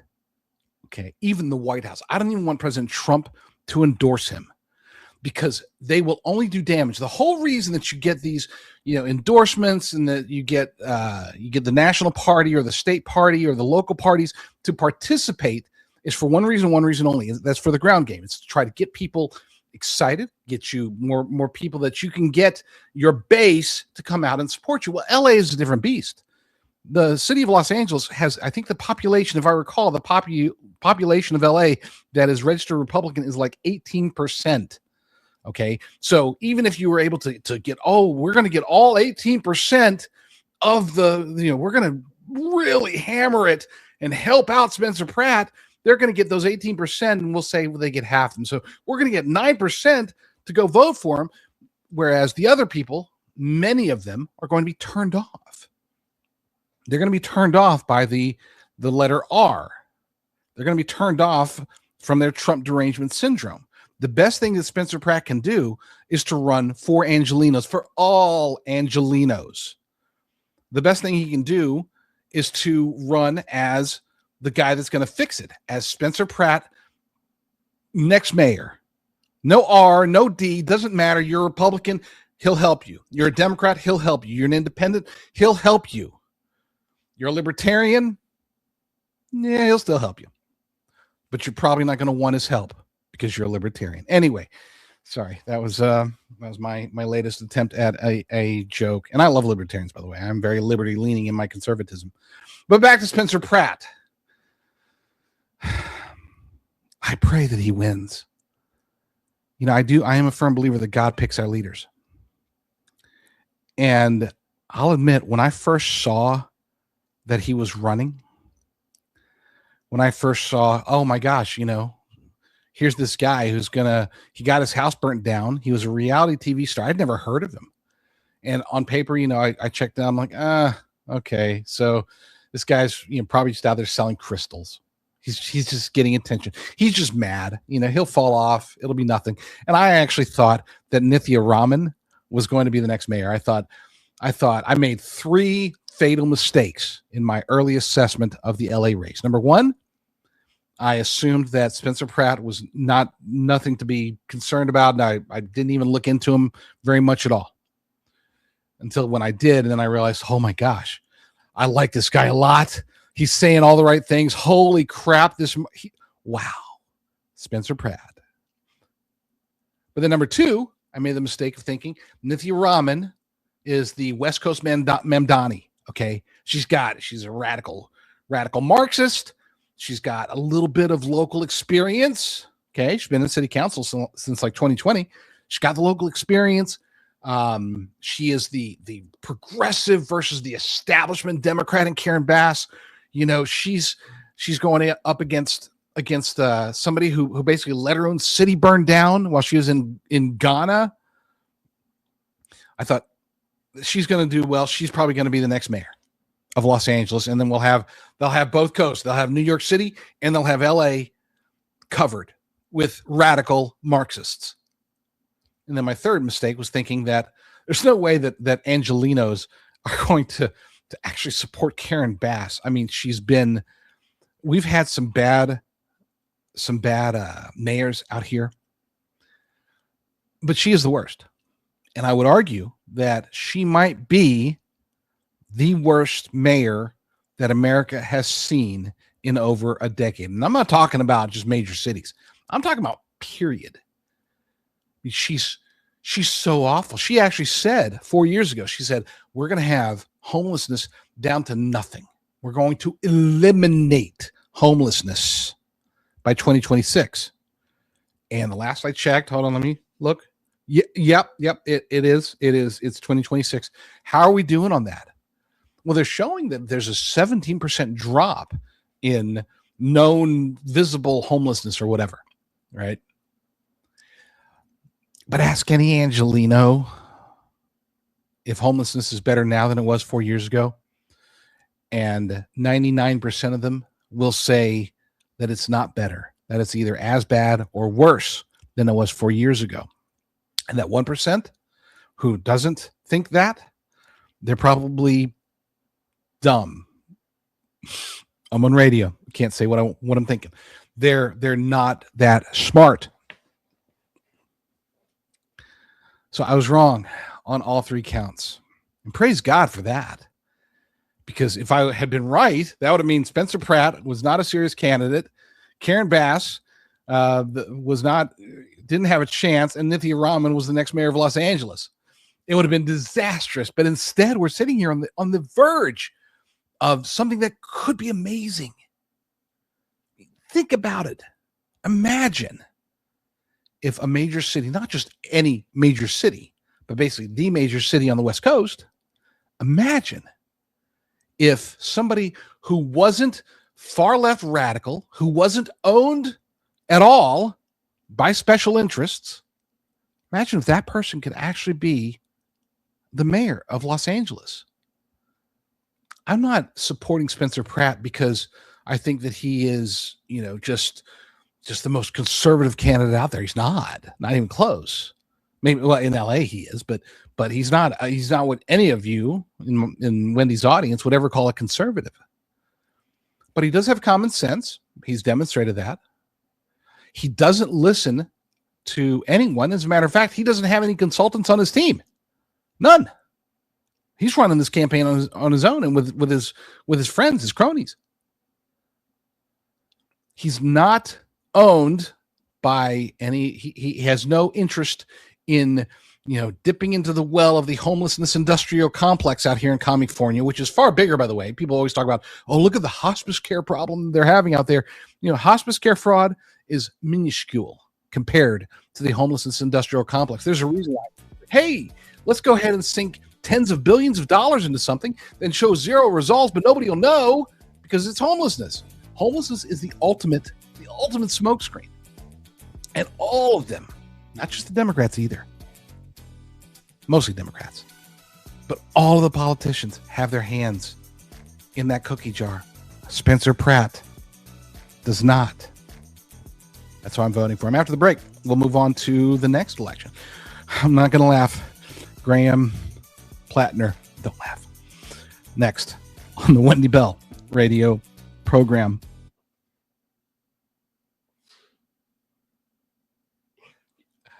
You want to know why Graham Plattner makes me laugh? Because every time I say his name or think about him, all I can think about was the selfie that he had on his Kick account, where he's got it's like he's naked. He's wearing a towel. Okay, so you can't see his junk, but you can't see his upper body, but not his face, because I guess that's the thing. It's like, look at this body. It wasn't. I mean, it's like he's got his tats on there, and I kept thinking to myself, my gosh. This guy thought that this was good to put on Kick, which is made up primarily of people between the ages of 13 and 24. And I laugh because otherwise I would get so mad. I would get like infuriated by how evil this guy is. So I got to chuckle because I don't want to have my khakis chapped. If there's one thing that chaps my khakis, it's creeps that go after in any way, victimize in any way children. I'm not making any accusation against Plattner because there's no reason to think that yet. But it's pretty telling that he was on Kick. Who puts a picture of themselves shirtless on selfie? the top? What? Who puts a picture of themselves on the internet in just a towel with no headshot? Well, no, my towel selfie, actually, you can see my head. Yeah, well, I don't want to see that either. Okay, well, then it doesn't exist. Nobody should look for it, and nobody should try using AI to build one. Yes, please don't. Let me tell you, because I know you don't sleep normally. Healthy Cell, REM sleep. We need to ship you some out. It puts you to sleep, and it keeps you asleep. And when you wake up, you fall back asleep. And then when you wake up when you wake up in the middle of the night to pee like everybody, you fall right back asleep. But then when you wake up in the morning, you don't have that hangover. Healthy Cell has a bunch of options. Wendy takes the Focus and Recall literally 45 minutes before the show every day. I have an alarm set on my phone that goes off to remind her to take her Focus and Recall. But they have a bunch of different things. I take the daily multi iron and omega 3s. You watch the pet show, you know the omega 3s are good for you. So check them out, healthycell.com/Wendy, healthycell.com/Wendy. We've gotten so many testimonials of you guys using Healthy Cell for hair, for skin, for heart and vascular, for the calming effects. They sell bundles that you can try. I would highly recommend them all. I love the REM. I couldn't sleep for a while. Now I'm not having as many problems because I think I'm getting enough sleep. But Healthy Cell REM is fantastic. Check them out, healthycell.com/Wendy.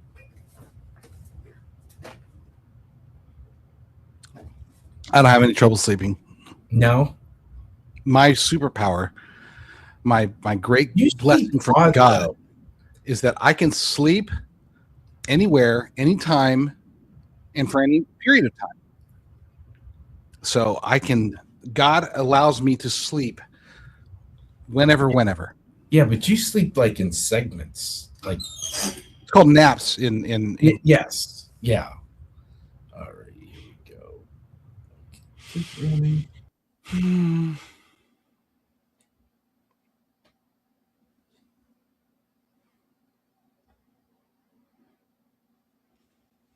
Welcome back to the Wendy Bell radio program. I know I said before the break, I was going to talk about, don't laugh, Graham Plattner, but we're going to save him because I want to spend more time on him. I really do. And it's not on him per se, but on the plan that the Democrats have. So for this shorter version of the segment before the bottom of the hour, I want to talk about the other big race. There are a couple big races, but the other big race that a lot of people are talking about here in California is the governor's race. Now you got Javier Becerra, who's just a disaster waiting to happen. You have Tom Steyer, the billionaire, who is between the two, if I had to face anybody, I know everybody's like, oh, you don't want to face Tom Steyer because, he's so rich. He's already thrown $180 million at the race, and he's going to throw another $1 billion for the general election. I don't care, because Tom Steyer represents what the Democrat Party is supposed to hate.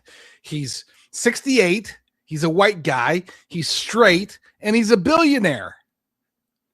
And he's going to be the champion of the Democrats. I mean, they might as well have elected somebody like Gavin Newsom. Oh wait, they did. No, the big talking point, or the big thing right now is that Steve Hilton is trying to get third place ahead of Tom Steyer. Becerra looks like he's going to get first, and to be in the top two, he has to beat Steve Hilton has to beat Tom Steyer. But to do that, he's calling on Chad Bianco to step down. Let's actually, I think we've got that. We do. Play clip 3. So there's 2 days to go. till the election. And I just want to say something directly to everybody who supports Chad Bianco, who might be thinking of voting for Chad or any other Republican, or in fact, any other candidate on the ballot. There's a lot of candidates for governor. Here's where we are. It's a very, very tight race. 3 people competing for 2 spots in the general election. Myself, Javier Becerra, and Tom Steyer. Tom Steyer is catching up. There is absolutely no guarantee that we're going to get a Republican in the top 2. In fact, it's now looking more and more likely that we'll have 2 Democrats in the top 2. I know that many Republicans were holding on to the hope that we might have 2 Republicans in the top 2, myself and Chad, and then we're guaranteed change in California. But if that was ever possible, it's certainly not possible today. You just have to look at the math. This is not personal. It's not about me or Chad or our qualities or our record or anything like that. It's about the future of California. And if we don't get a Republican in the top 2, we have no chance for change. And that's going to hurt every Republican running, not just me, every Republican running for the state legislature, for Congress. Is going to hurt our chances of getting voter ID through. This is a very, very serious moment. So I'm asking each and every one of you, please, let's focus on what we all care about, including Chad, which is saving California. There's only one choice if we want to save our state, and that is to vote Steve Hilton and make sure everyone you know gets that message too. Thank you. Last time I was on guest host, we actually interviewed Steve Hilton. Very, very nice guy. And both Steve and Chad, to be clear, qualify as the types of candidates that I would never support except in California. Like, if they were running in Florida, they'd both be Democrats. Okay. But because they're out here in California, they are staunch Republicans. They're practically hardcore conservatives compared to the alternatives. Now, what Hilton said was correct. And I'll admit I was amongst those. And I would say most Californians were amongst those who we were sort of overthinking it, right? We were thinking, based upon the early polling, it seemed possible that the number 1 and number 2 spot could go to both of them. In other words, that you could get at the time, the last poll prior to the Swalwell incident, the last poll that I recall seeing showed Hilton at 16% and Swalwell at 14%, and then Chad Bianco at 12%. Like, he was in 3rd place, and it's like, okay, so maybe so you're telling me there's a chance, to quote Jim Carrey, of having a Republican as the number 1 and number 2 spot, right? That was the overthinking play that a lot of us were making. Well, then once Swalwell got basically Bidened out, I'm not saying he didn't do anything wrong. I'm not trying to cheer for him, but he did get pushed out by his own party, basically. Once that happened, it consolidated. Everybody started consolidating around Becerra, as was always the plan, I believe. And that's why we are where we are. So I'll talk more about that when we get back. We got a hard stop. So stay tuned. We'll be right back here on the Wendy Bell Radio Show.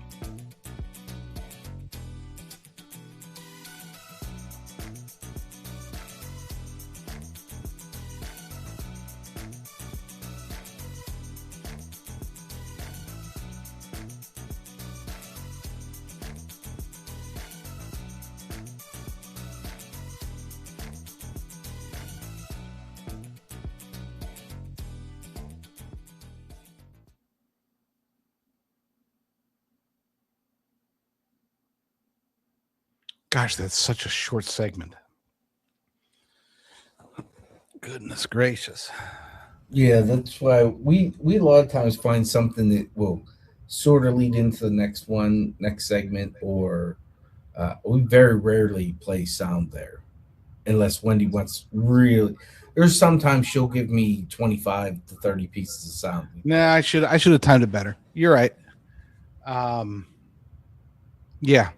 So what is it with Steve Hilton that makes him a Democrat everywhere else? Well, just he's so, when it comes to immigration, he's very, very kind about it. He's a small government guy. That's the good part. Okay, he's big on limited government, but did you watch the debates? I'm trying to think. There's one in particular. I saw bits and pieces. I didn't watch them. There's one part in particular where he said, it wasn't about immigration. What was it? It was about something, and it was good that nobody picked up on it. Not when I say nobody, like everybody was touting him after the first debate. Then in the second debate, he said something, and all of a sudden, like all of the conservative blogs were like, "Oh, this is what Becerra said. This is what They're sort of downplaying, not trying to not focus on him because he said something.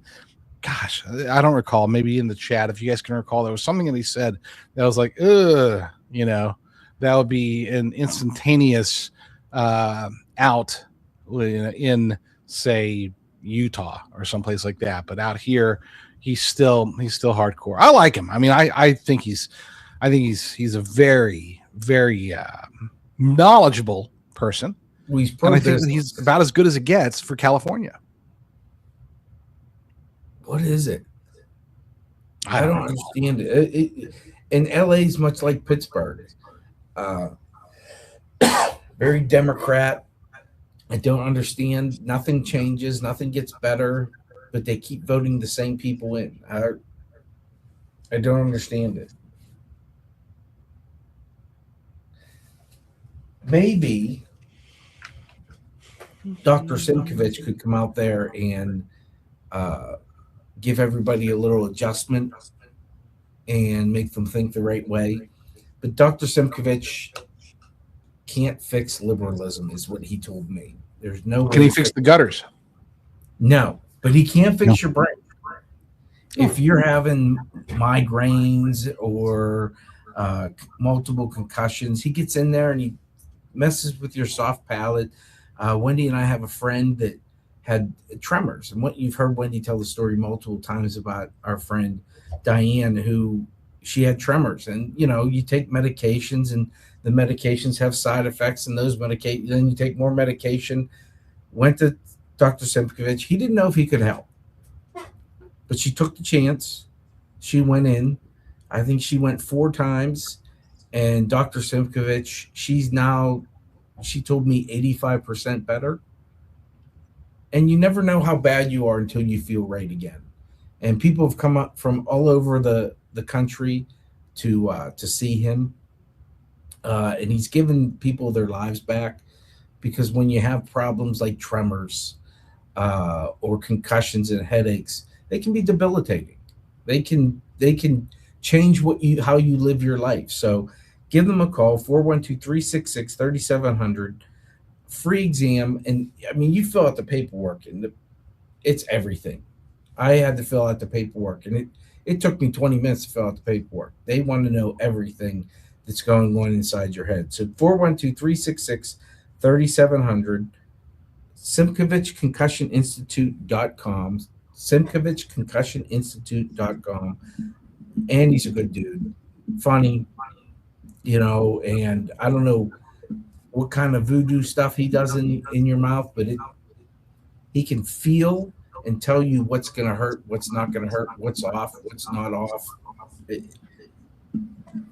Once again, get you away from big pharma to actually fix the problem instead of masking the problem.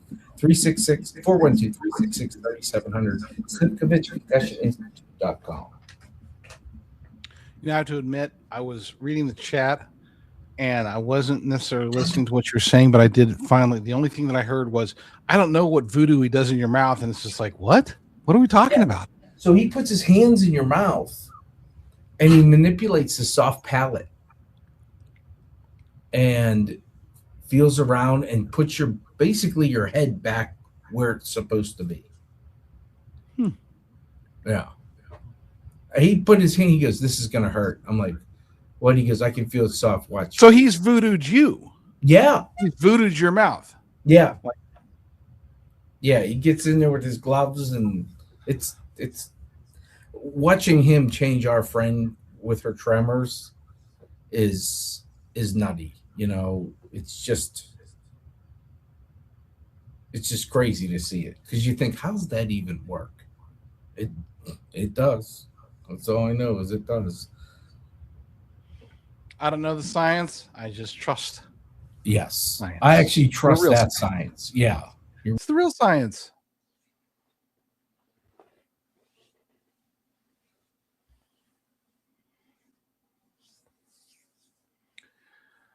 Before we get to Graham Plattner, I gotta just say one thing.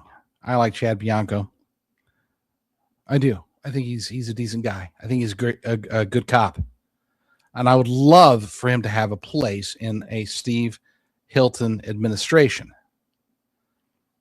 But he doesn't have a chance. And right now, he is the best chance the Democrats have of having a D versus D gubernatorial race. Now, this isn't just about,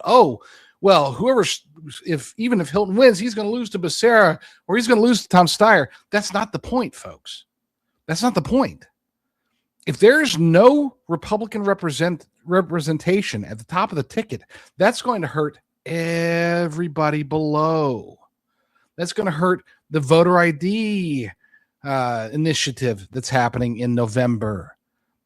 You want Steve Hilton or Chad Bianco, but Chad Bianco just doesn't have a chance right now. So we want Steve Hilton on the ticket, even if he's got a 95% chance of losing. Because again, number one, big fan of the whole notion that God picks our leaders. So there's a chance if he's on the ticket, he's got a chance. Okay, so that's number one. You don't know what's going to happen to Becerra or Tom Steyer between now and November. You don't know what's going to happen in California. You don't know what's going to happen. So don't give me that, well, he can't win anyway. But the bigger reason, even if let's say he's just destined to lose, fine.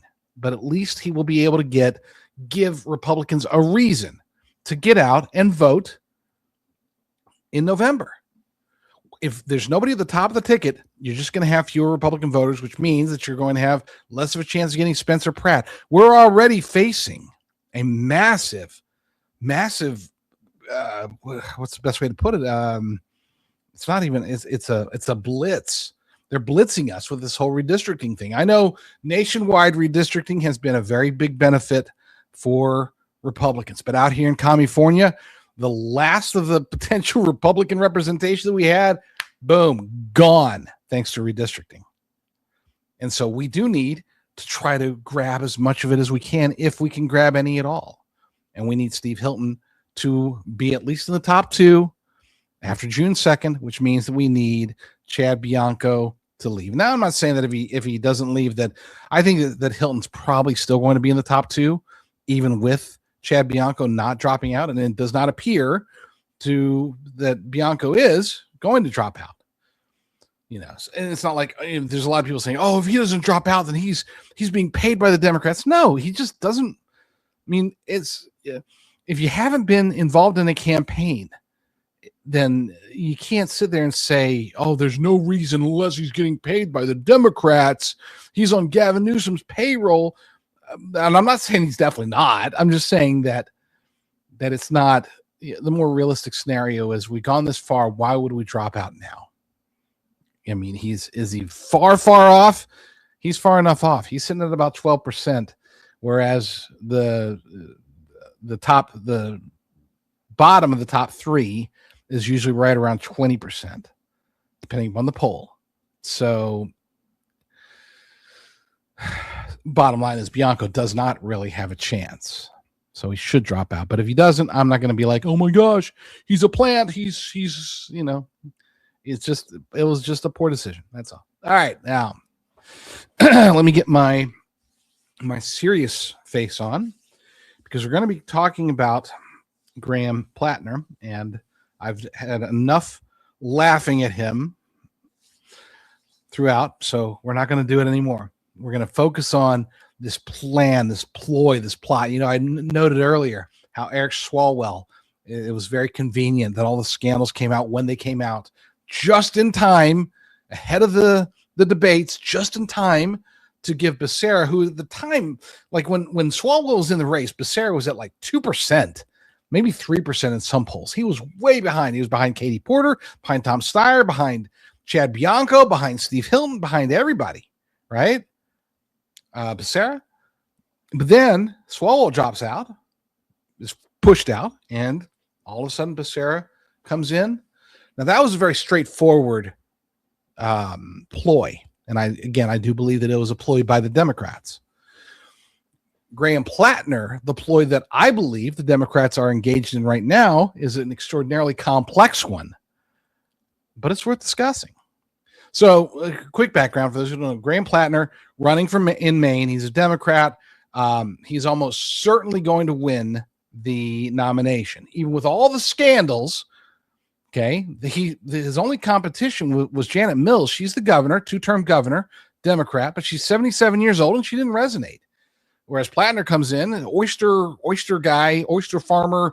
He's got Bernie Sanders backing him. He's got Elizabeth Warren and AOC. They're all like, "Oh my gosh, this guy's so great," And then the whole Nazi tattoo thing came out. And it's like, "Oh, okay, well, that's kind of weird, but it's it's okay." He doesn't really mean it. He didn't know what it meant. I don't know. Don't talk about that. And then more scandal comes out. It turns out that he's got some old Reddit posts where he's like talking about like Chris Kyle, the American sniper. He thought that maybe, he didn't deserve to live. And Teddy Daniels, another veteran, is like probably should have died. These are all things that Plattner's saying on social media. Okay. Didn't have the foresight, to, I don't know, delete it all before running.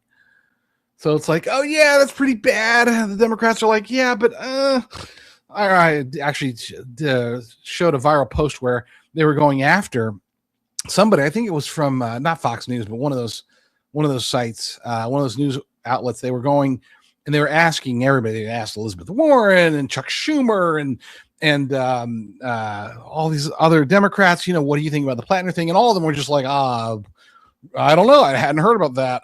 Gotta go. None of them had any response. They're all just pretending like he doesn't exist.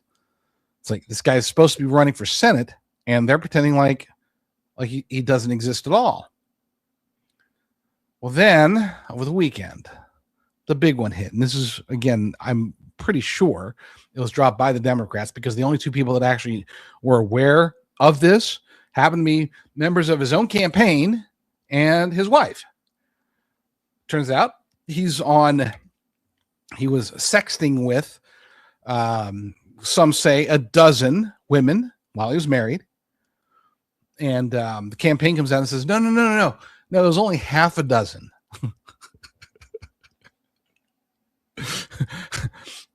No, stop lying. He wasn't sexting a dozen women. It was a half a dozen women while he was married. Get it straight, guys. Yes, that's their response. He's on Kick. Kick, for those who don't know, and by golly, I hope you don't know.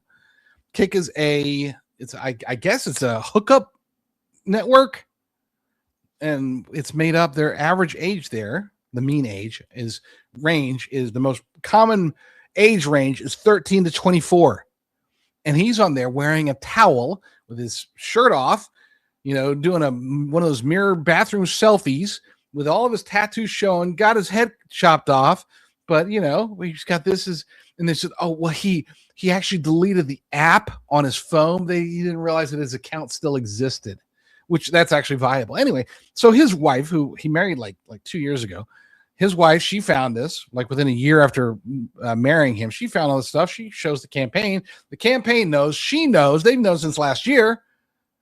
And then they decide that they're going to drop it now. The primary is June 9th. There's not enough time to replace him in the primary. So you might be thinking, well, what are the Democrats thinking? Well, I'm glad that you asked. Let me explain it. They can't replace him before the primary. And even if they could, they don't have anybody to replace him. Nobody that can beat him. Because, again, we're dealing with Democrats, ignorant voters. Chances are pretty strong that they don't even know who Graham Plattner is. They just know that he's got a D next to his name, and people have been talking about him. And I get, AOC endorsed him, so I guess he's okay. They don't know about the scandals. They don't know about any of this stuff. And even if they did, they probably don't care because they hate Susan Collins that much, which I'm not a fan of Susan Collins, but I'll take her over the Nazi weirdo any day. Just saying. But Democrats are thinking to themselves, we can't beat him because Mills failed miserably. So I got it. Okay. Stay with me on this, guys. This is what they're thinking.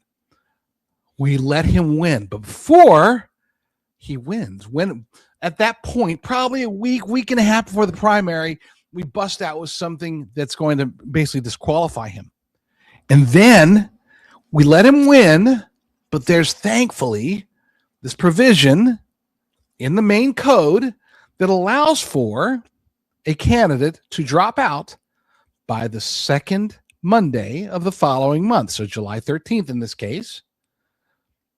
If Graham Plattner wins on June 9th and then drops out before July 13th, then the Democrat Party of Maine will have 2 weeks. So by the 27th of July, they'll be able to replace him on the ballot with whoever they choose. They won't have to have a primary. They won't have to get any voters involved. They're going to Kamala somebody into the nomination.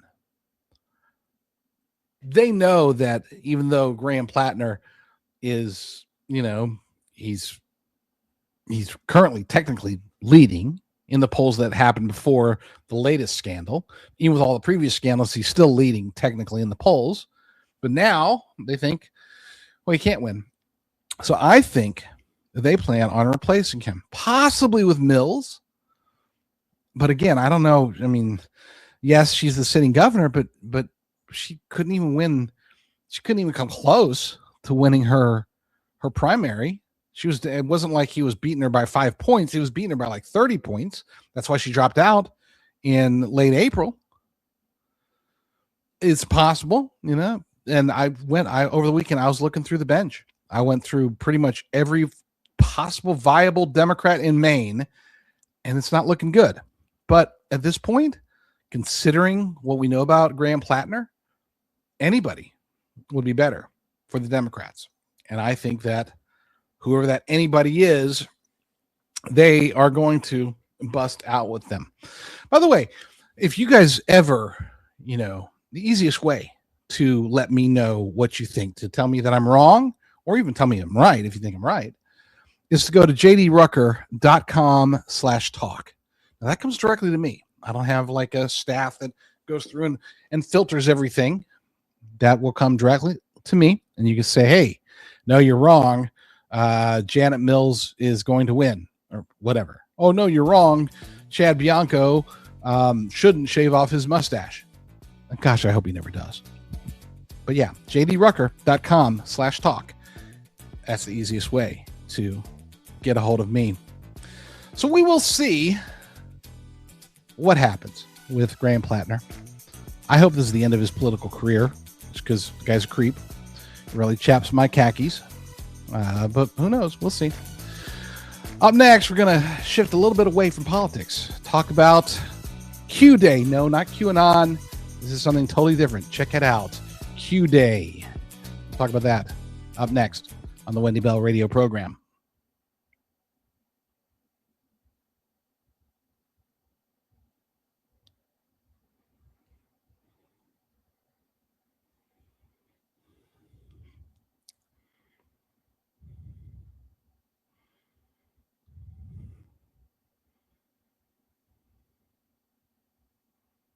So you don't think they just put Mills in there? I mean, let's be honest. They probably will.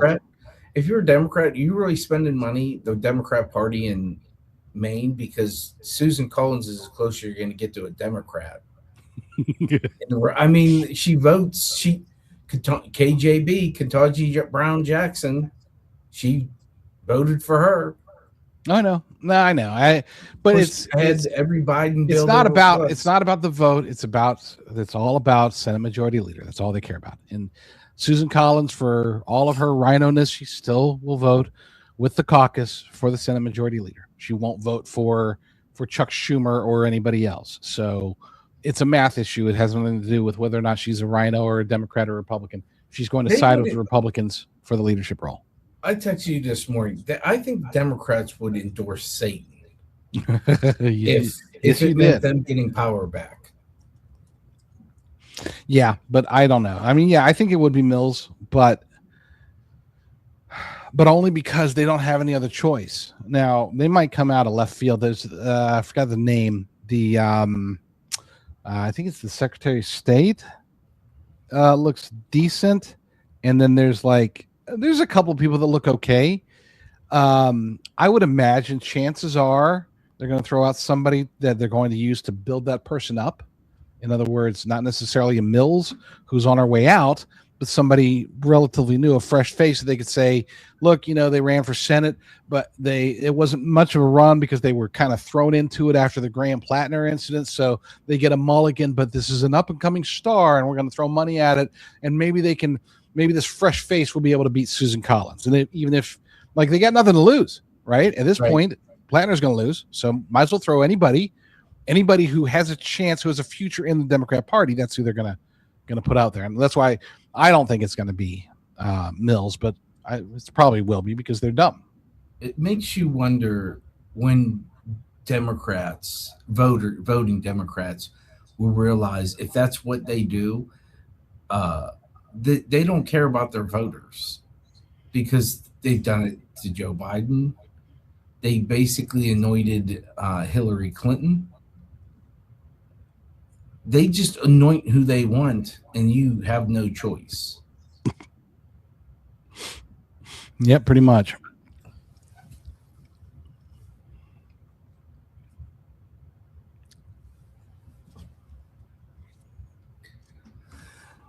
Almost 2 hours down. Gosh, is it really? Yeah, and the computer's holding up.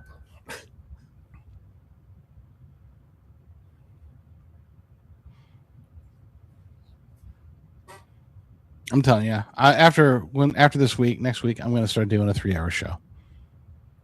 Really? It just goes by so fast.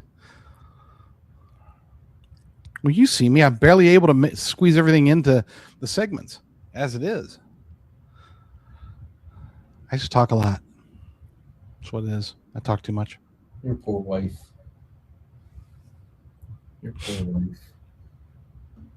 Where are you in California? San Diego County, Carlsbad. They have a nice zoo, apparently. San Diego has a nice zoo. Yeah, been there. Hard to walk. Lots of hills.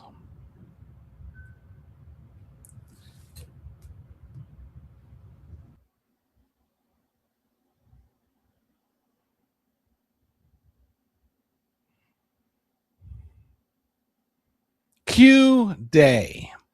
And no, that has nothing to do with QAnon.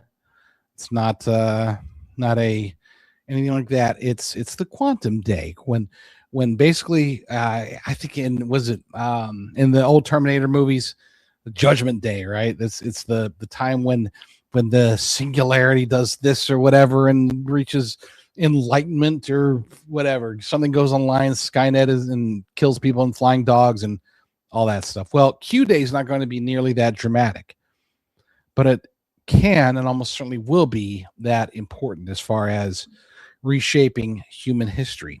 For those who don't know, Q Day is when quantum computing will finally be able to basically crack anything.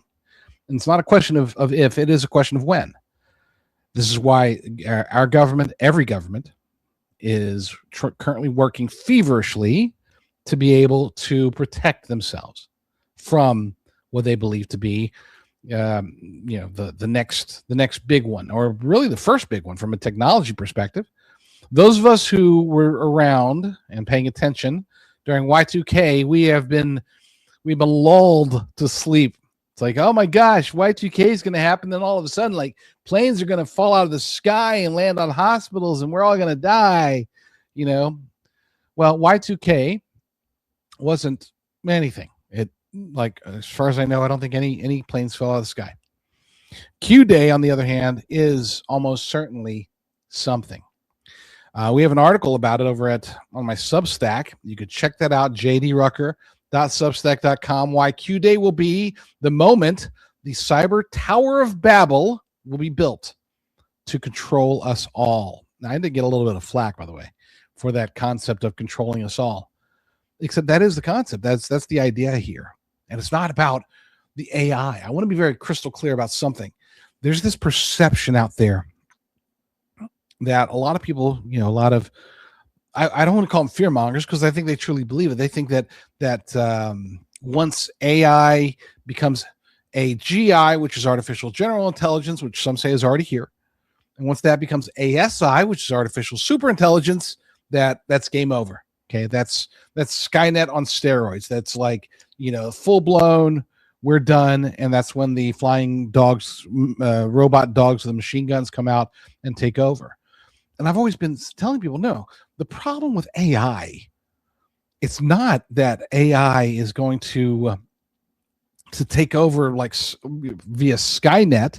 It's not going to become like self-aware and have the mission of killing people. The real risk of AI is that it works. It works just fine. Exactly the way that it's working now, just gets better and better and better and better and better. And we become more beholden and more dependent and less capable.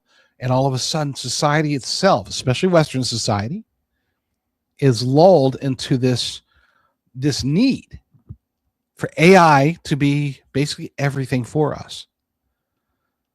And you might say, oh, I'll never be that person. I don't worry about you or me. And I firmly believe that most people that would listen to the Wendy Bell radio program, we're not going to become beholden to AI, and at least not willingly.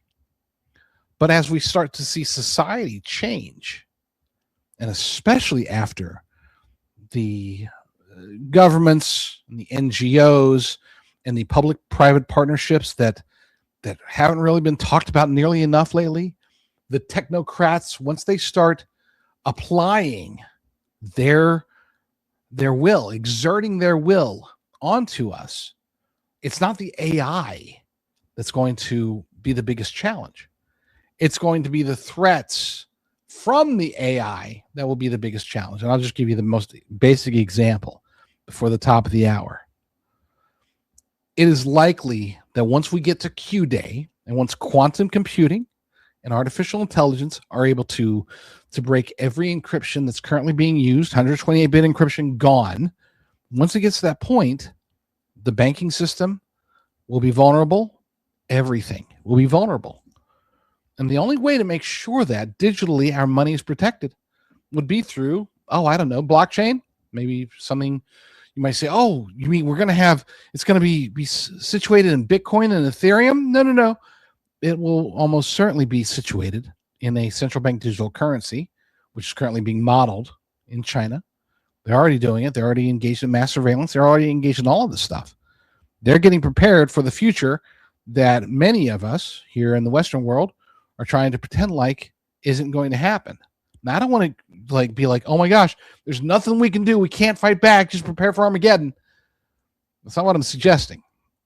But I am saying that to pretend like there's nothing to worry about, to pretend like, oh, don't worry, it's fine. We'll be okay. I just won't go to ChatGPT and I'll be fine. Well, that's just naive. No offense. After the break, we will break down Q Day, and I'll explain why. It might not be the end, but it could be part of the beginning of the end, unless we change our ways right here on the Wendy Bell radio program.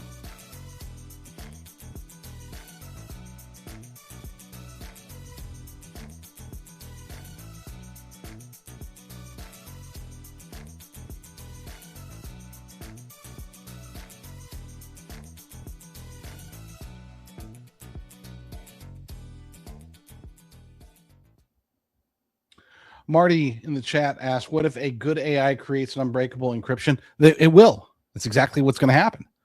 It's going to be like, and it's all about centralization. We saw it's the same COVID playbook, right? Except on a financial and mass scale. Yeah. No, don't worry. They're already working on it. Our regular encryption has failed. Quantum computing, artificial intelligence can now crack it, but don't worry. We use good quantum computing and good artificial intelligence through our friends Sam Altman and Amadai and Musk and all these guys, Ellison. They all came together and we got the problem solved. Don't worry, we got you covered. Just sign here. No, your money's good. Don't worry about it. Oh, Oh yeah, yeah. You know, you put the it's a mark. Just put that mark on your right. No, don't worry. Yeah, no, you're good. You're good. You know, it's fine. One economy, one global economy. You're gonna love it. It's gonna make things so much easier. Surveilling us through Say our again? purchases. They're already surveilling us through our purchases and through our banking. No, this won't be surveillance. This is going to be control. Control. Right. I got to timed out money. Are you good? Can I step away for a second? I'm always good. Okay. Am I good? I'm great. I am on the Wendy Bell radio program with an audience of like 57 billion. Of course I'm good. Without Brock, what do I say? Can we make fun of Brock while he's gone? Can we talk about rocket science? About Mennonites in the gutter? With mouth voodoo? There's so many things to talk about here. All right, let's go to the chat. Throw out some questions in the chat. Hit me up. Ask me anything. Ask me anything. I am 5'9". Thank you. What's that? What else?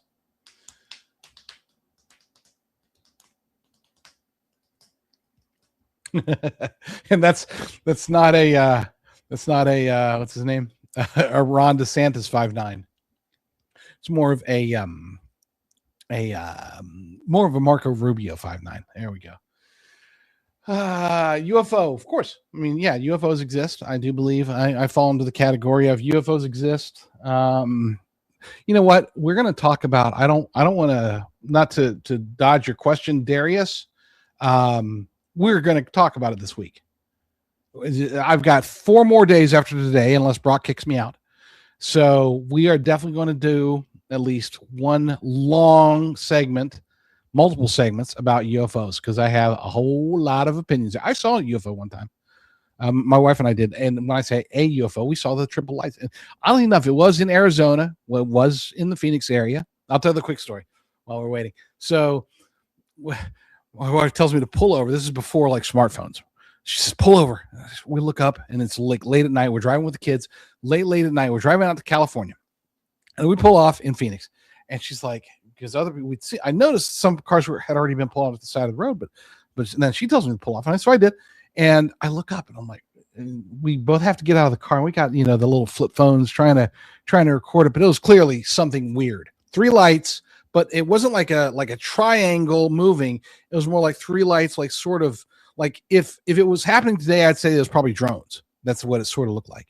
But except they were staying in the same place, and then they would come like really fast, really close, and they go back, and they split apart. They come back together. It was really weird.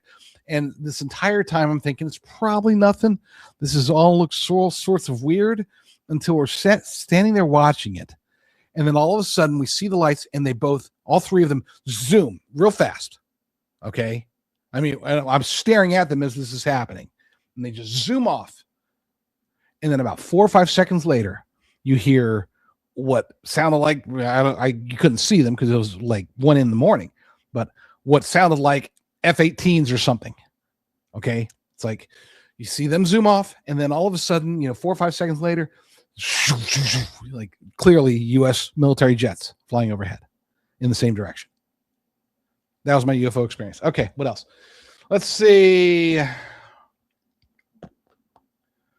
Gosh, oh crap! I gotta scroll back, don't I? Started a long time ago. Someone in the chat asked, last time you were here, you were on a water fast. Yes.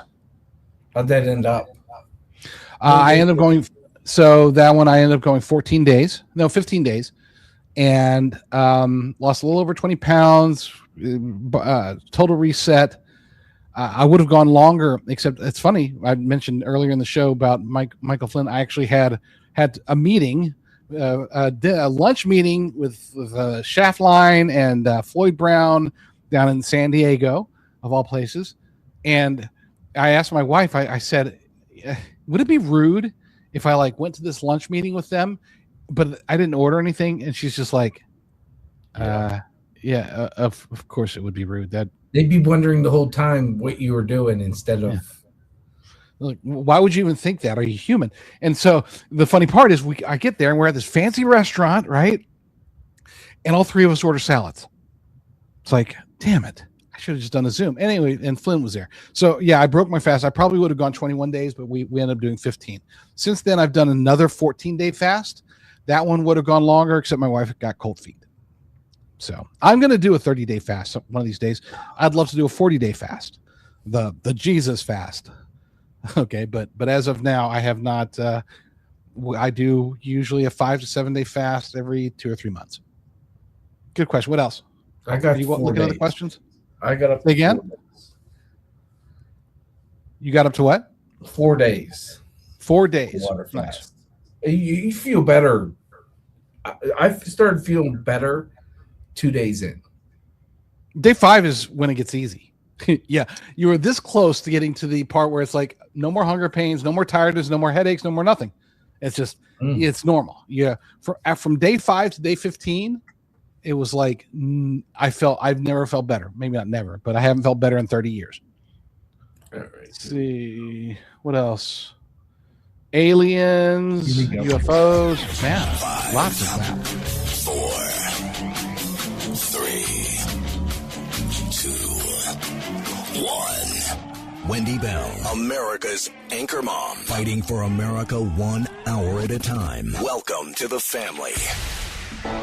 You know, you can be in the middle of a hurricane. I'll speak on behalf of my colleagues. I think I can say we are all willing to work with anyone who's serious about doing the work of censoring the American people and advancing progress. People can yell at you. So I am going to tell you that we have to Trump. North is still north. You could be in a thunderstorm. I rise to announce that I will bring articles of impeachment against the president for dastardly deeds proposed. North is still north. It doesn't change fundamental things. We're living in a different world. 70% of Americans say Trump is doing what he promised to do. And in this business, right is still right. Even if you stand by yourself. We don't get fooled again.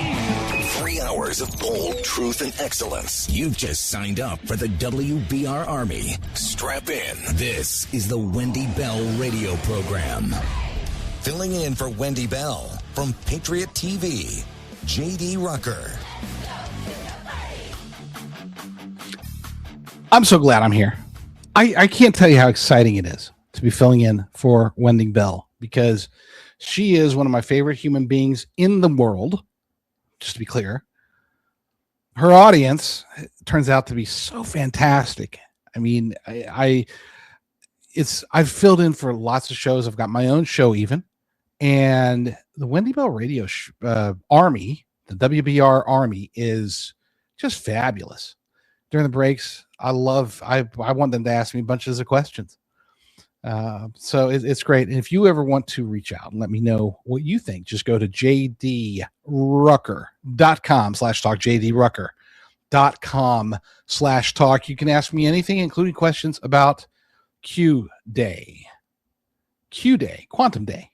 This is when a lot of people believe that things are going to start to go crazy haywire. And it's not based upon what the algorithm's going to do or what the computers are going to do, or it's about what the technocrats are going to use the algorithms to do, what they're going to use the computers to do, the control mechanisms, the powers and principalities from Ephesians 6:12, if you will. According to, and for those who are new, this is not a Bible study, but I am a Bible-believing Christian, and so sometimes, I'm going to quote from the Bible. I know that's not necessarily the most accepted thing nowadays, but I am who I am. Genesis 11, which is described the first organized human project, was where men gathered on the plains of Shinar and agreed on a common language. They agreed to build a tower that would reach up to heaven, the Tower of Babel, as it became known as, so that they could make us a name, lest we be scattered abroad upon the face of the whole earth. Now you might think, what does that have to do with what's happening today?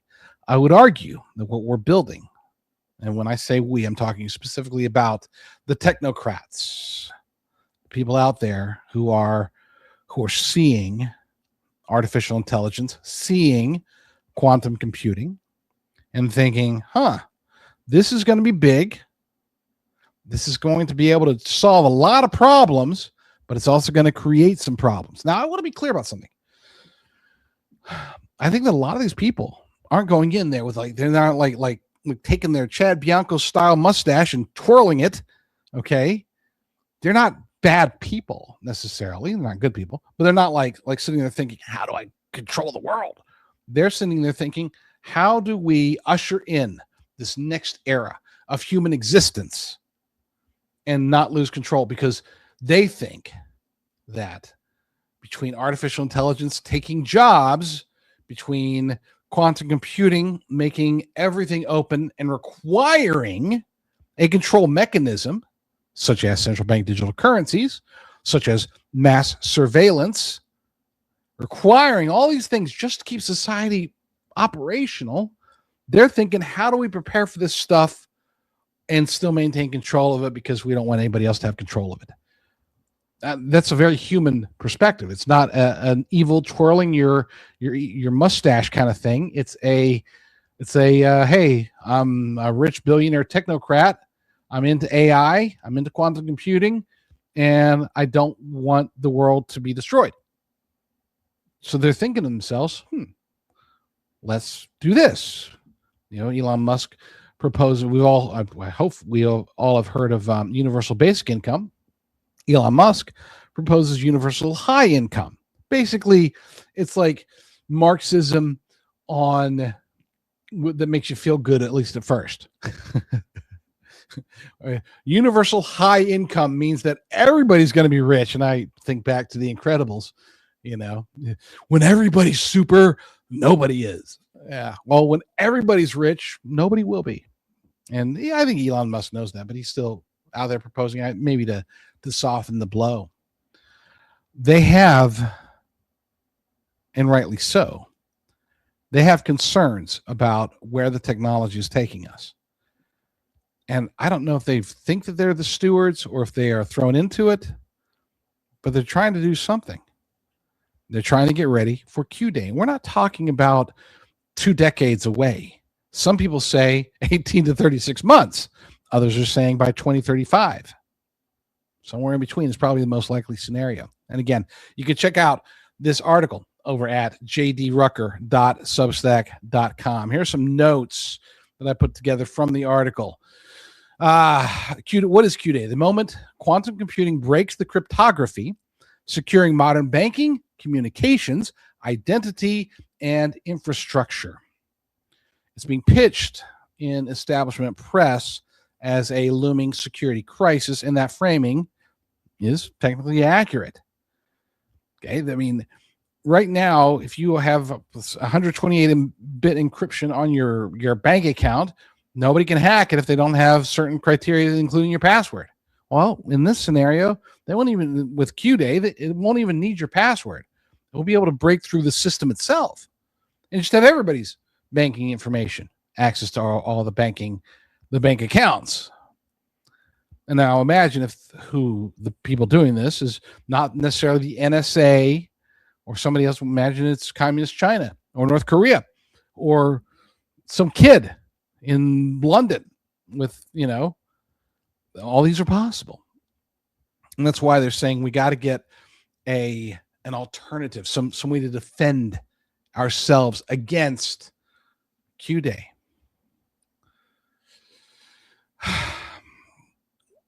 Here's the part that's going unsaid. The migration to a post-quantum cryptography is already being bundled. It's already being built. It's being built across jurisdictions, across digital platforms. And we're seeing it forming as what many of us conspiracy theorists have thought are negative. And they are. Talking about, again, central bank digital currencies, digital ID, biometric authentication, AI-driven access to everything.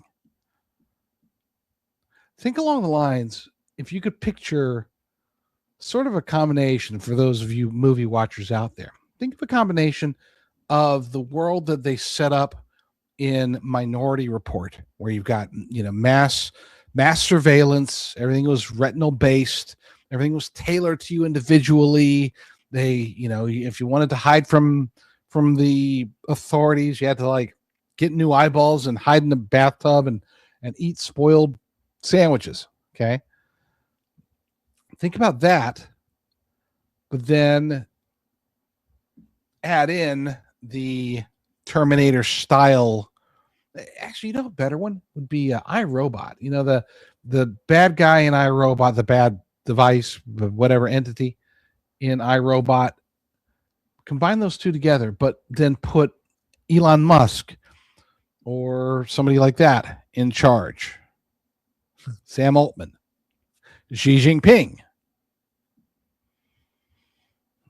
I'm not trying to scare you all, but I want you to be aware, because this is real. This is going to happen. It's not a question of what do we do to stop it? We can't really stop it. Now, we can put the legislative infrastructure in place, but that can only happen when there's enough of a tipping point of us understanding it, because they won't do anything about it if we're not complaining. We basically need an AI / quantum computing version of Nick Shirley. Okay. It's not like all of a sudden there was fraud at daycares in Minnesota or fraud at hospices in Los Angeles. These all existed, and people even knew about it. It wasn't until Nick Shirley came along and said, hey, this is bad. And hey, that is bad. And hey, why is nobody doing anything about this? And then other citizens, not investigators, not journalists, not what I mean, citizen journalists, but not like CNN or Fox News, and not like law enforcement or FBI or anything like that, and not, politicians.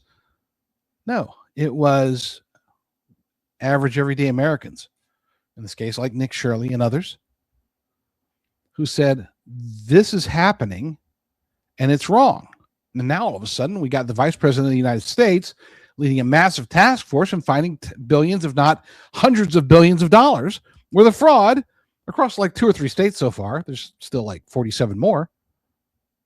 But even just in going through to a few states, they've been able to uncover so much. Why? We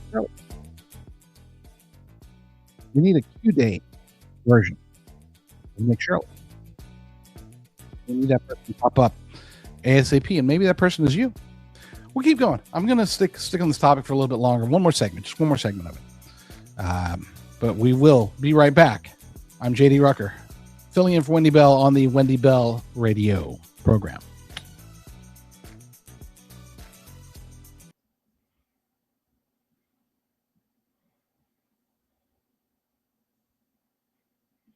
I scrolled my chat up and I forgot to look. I forgot to move it back down. More pew pew bang bang. Let's see what else. We got moderators? When did we get moderators? Have there always been moderators?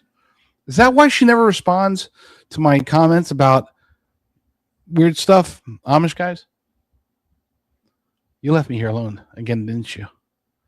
He's not here. There's no Brock. I'm here. We've lost the Brockett science. He's in the gutters doing some mouth voodoo. Okay. You got a sponsor? I'm going to run for a second. Yeah, I can do a sponsor. I can tell you all about Morgane's Fitness.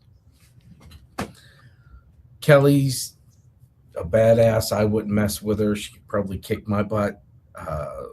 But if you live in southwestern Pennsylvania, go to one of the gyms, morganesfitness.com. If you live outside of there, she's doing the computer stuff, going over the computer, telling you what what to eat, how to work out, checking in, holding people accountable, which is the hardest thing when you're working out. It's so much easier to work out with someone when someone's there pushing you and holding you accountable for what you do. And some of her stories are just, I mean, this dude, Wendy shows you these pictures. This dude, 100 pounds in 8 months. This dude just looks completely different. I mean, it's a testament to her, to Kelly, but it's also a testament to the people who do it. That guy did what he needed to do. Eat right, work out. You can check out 90 Day Ignite on moregainsfitness.com, 90 Day Ignite, and get on her program. Change your life. Like, this is my favorite one. Look at the difference. That's not Garrett Plattner. Graham Plattner. Damn it. That's nuts. She got a nice little butt. I'll say that. Actually, there's literally no nuts there. Oh my gosh. Well, stop it. With moregainsfitness.com, check out the 90 Day Ignite. Talk to Kelly. See if she can get you back to your fighting weight and healthy. I mean, she's into the bodybuilding and stuff like that. She can see her abs. I think I have them. I've never seen them, but Kelly might be able to get me to be able to see my abs. moregainsfitness.com. And don't crack jokes during the sponsored sections. Oh, yeah, you can. Gosh. Yeah, I love reading the chat a lot. I'm going to come to this. So, like, when Wendy gets back, I'm just going to come in and read the chats. I'm going to become a show. I'm going to join the WBR Army and just come in here and watch the show. You got a page on Rumble, right? You got a show on Rumble. I got 3 pages on Rumble. Don't forget, we bought Patriot TV. We got that one. We got Discern TV, where I put more of the faith-based stuff. And we got the JD Rucker Show, also on Rumble. That's the one to check out. Well, you know, the funny part is that I actually post. Yeah, I don't post enough there. I need to post more. It's been a crazy 3 months with Patriot TV, just to be clear. Yeah. All right, here we go.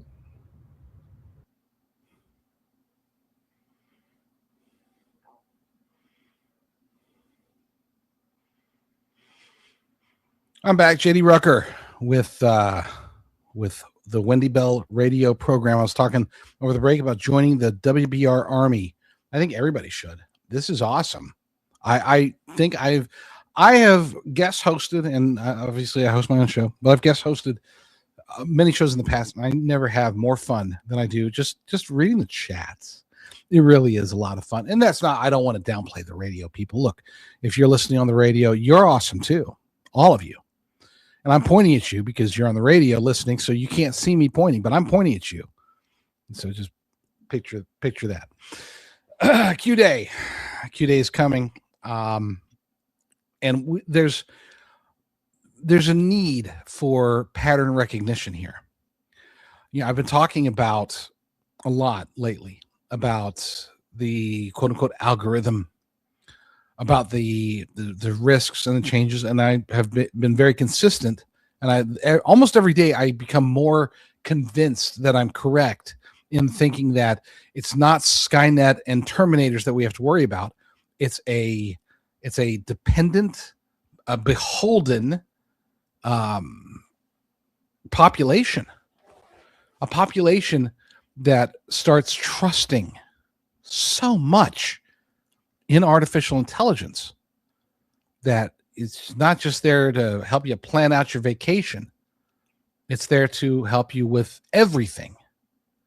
And I have an article. We'll talk about this tomorrow, but I have an article that I'm currently working on that is about basically how artificial intelligence can be debilitating. It can make it to where we start looking to it for everything, including our understanding of the Bible or other religious texts. If you're not a Christian, and even just I know a lot of people, and I'm one of them, will use artificial intelligence to help to understand stuff. But sometimes, isn't it the quest itself that helps to guide us? And whether you want to look at it from a religious perspective, a faith perspective, or even from a secular perspective, what happens when we're no longer able to engage in our own individual thought? And when I say we, I would argue that most of us, as part of this WBR army that we're referring to, those of you that are listening probably don't fall into it, but the next generation is one that scares me. I am very blessed. One of my daughters is in college, and she is adamantly, vehemently opposed to artificial intelligence. Like she's militant about it. She won't use it. She doesn't let her friends use it. I offered her a job, okay? A very good paying job that did involve artificial intelligence, because I thought, you know what, she's a college kid. You know, she probably can pick it up pretty quickly. I needed somebody to help with certain aspects of content, you know, doing research with artificial intelligence. She said, absolutely not. And she was interested in the job until she found out what it was. And that's when I realized, oh my gosh, my daughter, I was so proud of her. I don't know. I mean, I've been proud of her for many, many, many, many things, but that's top 10 thing for me to be proud of my daughter about is, you know, here's a 20-year-old young woman who refuses to use AI. Unfortunately, I think she's probably amongst the 10% as far as American 20-year-olds who won't use AI at all. Maybe it's more than that. Maybe it's less. But maybe it's 20%, but it's definitely not 50%. Most of them do seem to use AI, whether it's for college, for work, for whatever. And at some point, a generation that's never learned how to do certain things will no longer be able to do those things in the future. I mean, if every shoe that you ever buy your kid has the Velcro thing on them, and then, you know, they turn 18 and somebody gets them a pair of shoes and it's got laces, are they going to know how to? I mean, they'll have to look it up. What if they don't have YouTube? What if they don't have AI or Google or whatever? These are the things that concern me. And again, it's funny because that's completely off topic. That's what I'm going to talk about in the future. I actually used this entire segment, which was supposed to be about Q Day. I used this entire segment before the bottom of the hour to talk about what I'm going to actually be talking about tomorrow, which is a good way to remind you that, yes, I am here all week filling in for the great and wonderful and amazing Wendy Bell. It is such a blessing to be here, and I'm so grateful to all of you. Let me see if I can squeeze in a little bit more, because there's actually quite a bit. I'm looking at my notes. I got like pages of notes about this stuff, and I'm not going to get to it all. But let's get to some of it. Again, talking about the digital Tower of Babel.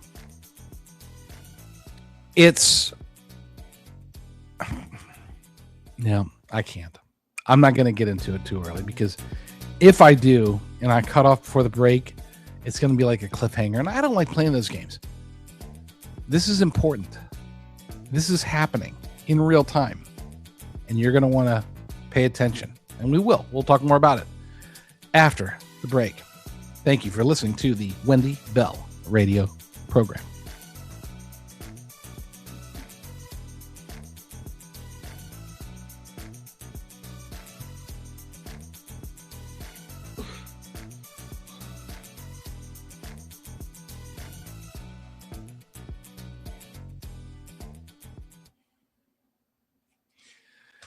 Damn it, Brock. I talk too much. I just talk too damn much.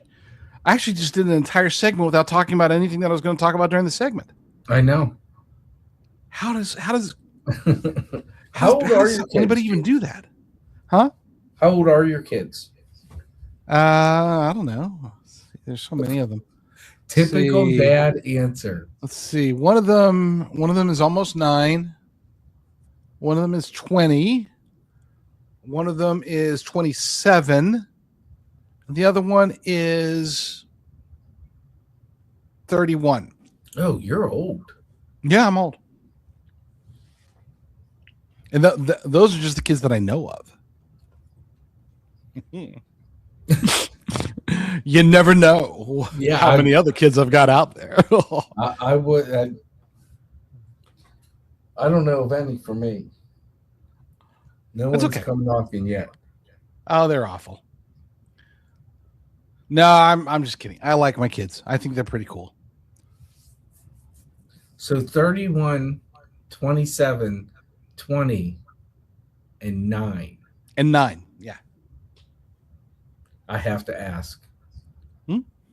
Was 9 I hate to use the word mistake, but like, was that like no?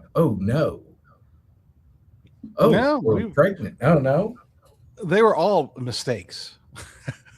No, they were all quote unquote accidents. Right. We have never at any point said, "Hey, honey, let's go have a kid." They just keep happening, Yes, and it is, and even with a 31 and a 27 and a 20-year-old, I still have no grandkids. Wow. Someone's asked, is AI the Antichrist the Bible warns us of? So that's a great question. I don't believe that AI is the quote unquote Antichrist. And that's a long show to go over. I'm going to have to do that someday. It is definitely, I would say, over 95% chance that ASI or AGI, variation of it, will be a tool utilized within the beast system, possibly as the false prophet, possibly as the first beast in Revelation. And when we're talking about, like, for example, the man of perdition, no, I don't believe that AI would be that variation of the Antichrist. So again, it's a very loaded question, and I appreciate it. But yes, will AI participate? You betcha. I mean, over 95% chance in my book that's exactly how it will play out. It just fits too well. I mean, things that we were trying to figure out how would that work 20 years ago. Now all of a sudden it's like it's actually happening. So I mean, they're making an AI Stan Lee. So we got a couple minutes. What's your take on all the alien stuff? And later in the week, where somebody already asked while you were gone, and we're definitely going to have that's not a. I couldn't make it through. I didn't even get on topic during a 7-minute segment. With a couple minutes, I'm not going to talk about UFOs. We'll do a show on it. I will. One of these days, we got 4 more days, brother. Unless you kick me out. Don't remind me. I mean, yeah, we do.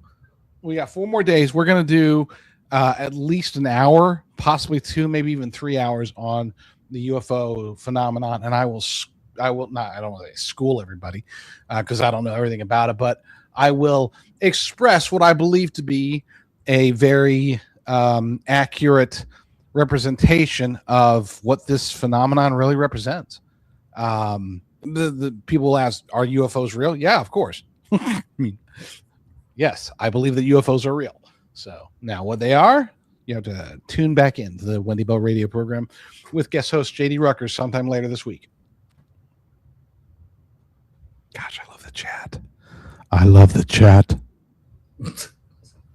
I don't read any of it. Until they start being mean to you. They can be mean all they want. I would actually be okay with them being mean. It's just Someone the whole. Say you're not as pretty as Wendy. Well, I mean, that's rude. I have to agree with that. Brock. Yeah, well. Don't make me go James Tallarico on you. Banana, you're not my type. Don't make me whip out my Graham Plattner picture selfie. What a nightmare. What an absolute nightmare that is. Hey, I need you to stick around for a couple minutes after the show. I need to see if I can get this hooked up. Wait, did you just say you want me to stick around so we can hook up? Sort of weird there, brother. No, I need to hook up the computer. Wow. Mm-hmm. That took Sure, that's what you meant. A quick twist. No Africa No Tango Amish today, so you guys have to sing it in your head. Holy crap, we got less than half an hour left?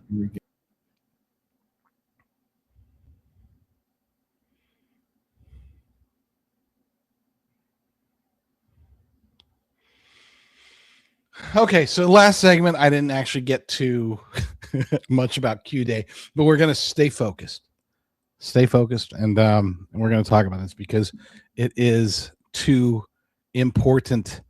Too important. You can always check out and read the article that I have over at jdrucker.substack.com to get an understanding. But let's go to my notes about the Babel reflex. This is the pattern. Every time the technocratic class faces a crisis it can't solve locally, the proposed solution is consolidation. Somebody had asked in the chat earlier, said, hey, why don't we just create a basically a good guy? If Q-Day means that quantum computing with artificial intelligence will be able to break encryption, why don't we just create a good quantum computer with good intentions, controlled by humans, with artificial intelligence helping out, but not going all Terminator on us. And then we'll use that to defend us against the bad AI, the bad quantum computing, the bad Q-Day stuff. And as I explained, that's the way that it happens. That's what they're going to do. We don't have to fear. Well, I say we don't have to. I shouldn't say that. I'm not a prophet here. I'm just saying that my conspiratorial brain makes me believe that they will use the threat to create the real problem. A perfect example, I guess it's not a direct example, but a similar example was that there was no need for anybody to take the COVID vaccine until there was COVID. There's no reason for anybody to sign up for mass surveillance, digital IDs, and central bank digital currencies unless there is a Q-Day.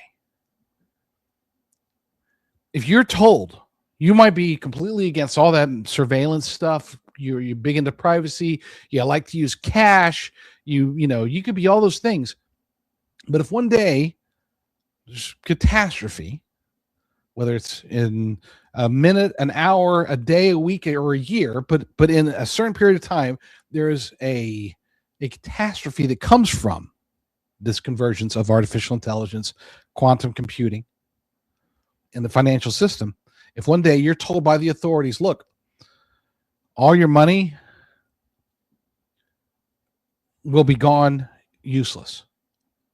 Cash, we can't accept cash because thanks to quantum computing, they've been able to flood the system with physical cash. So everything has to be digital because otherwise we have hyperinflation. But we can't trust the digital unless it's consolidated, unless it's secured. And the only way we can secure it is through this. But thankfully, our friends, Elon Musk, Ellison, Xi Jinping working with Donald Trump, working with Vladimir Putin, working with Vladimir Zelensky, and and Macron is, well, they wouldn't work with him, but you get the idea. All these people are saying, you know what, we got a solution here. And like I said before, I want to be clear. I'm not suggesting that all these people are in on this gigantic conspiracy. Okay. I'm not one of those guys that says, oh, hey, I'm just asking questions. No, I'm just telling you that the solution itself is the actual real problem. And I say it definitively. I'm saying this based upon, I would say, a 60% certainty, maybe 70% certainty. It could play out completely different. Maybe it is the hackers. Maybe it'll be some somebody in somebody in France, Macron's cousin, comes along and they're able to utilize quantum computing and AI to hack all the money, and then they donate it all to the whatever. I don't know. Maybe it'll be like what's that show, Mr. Robot? There's lots of possibilities here, but to me, over a 50% chance because of the near certainty that Q-Day happens in our lifetimes, probably almost certainly within the decade, probably within the next couple of years, possibly within the next 18 to 36 months, according to the experts. With all of that out there, to me, it is, again, the same COVID playbook. It's not COVID that we have to worry about. It's the vaccine. It's not Q-Day that we have to worry about. It's the solution, the technocratic solution. And that will be a control mechanism. It won't come dressed as okay, you must, do this and do that. No, it'll come along. Hey, we've got a solution. We've got this covered. You got nothing to worry about as long as you do this, this, this, this, and this. Thankfully, there and it'll have all the safeguards. It'd be like none of your information will be available to humans. It'll all be controlled by AI. Don't worry. And by the way, this isn't about fear mongering. This isn't about some crazy conspiracy theories. If you read that article that we have over at jdrucker.substack.com, you'll see there is one major flaw to the article. And I noticed this in the comments. The flaw is that I had said that there are solutions, and I didn't offer any actual solutions.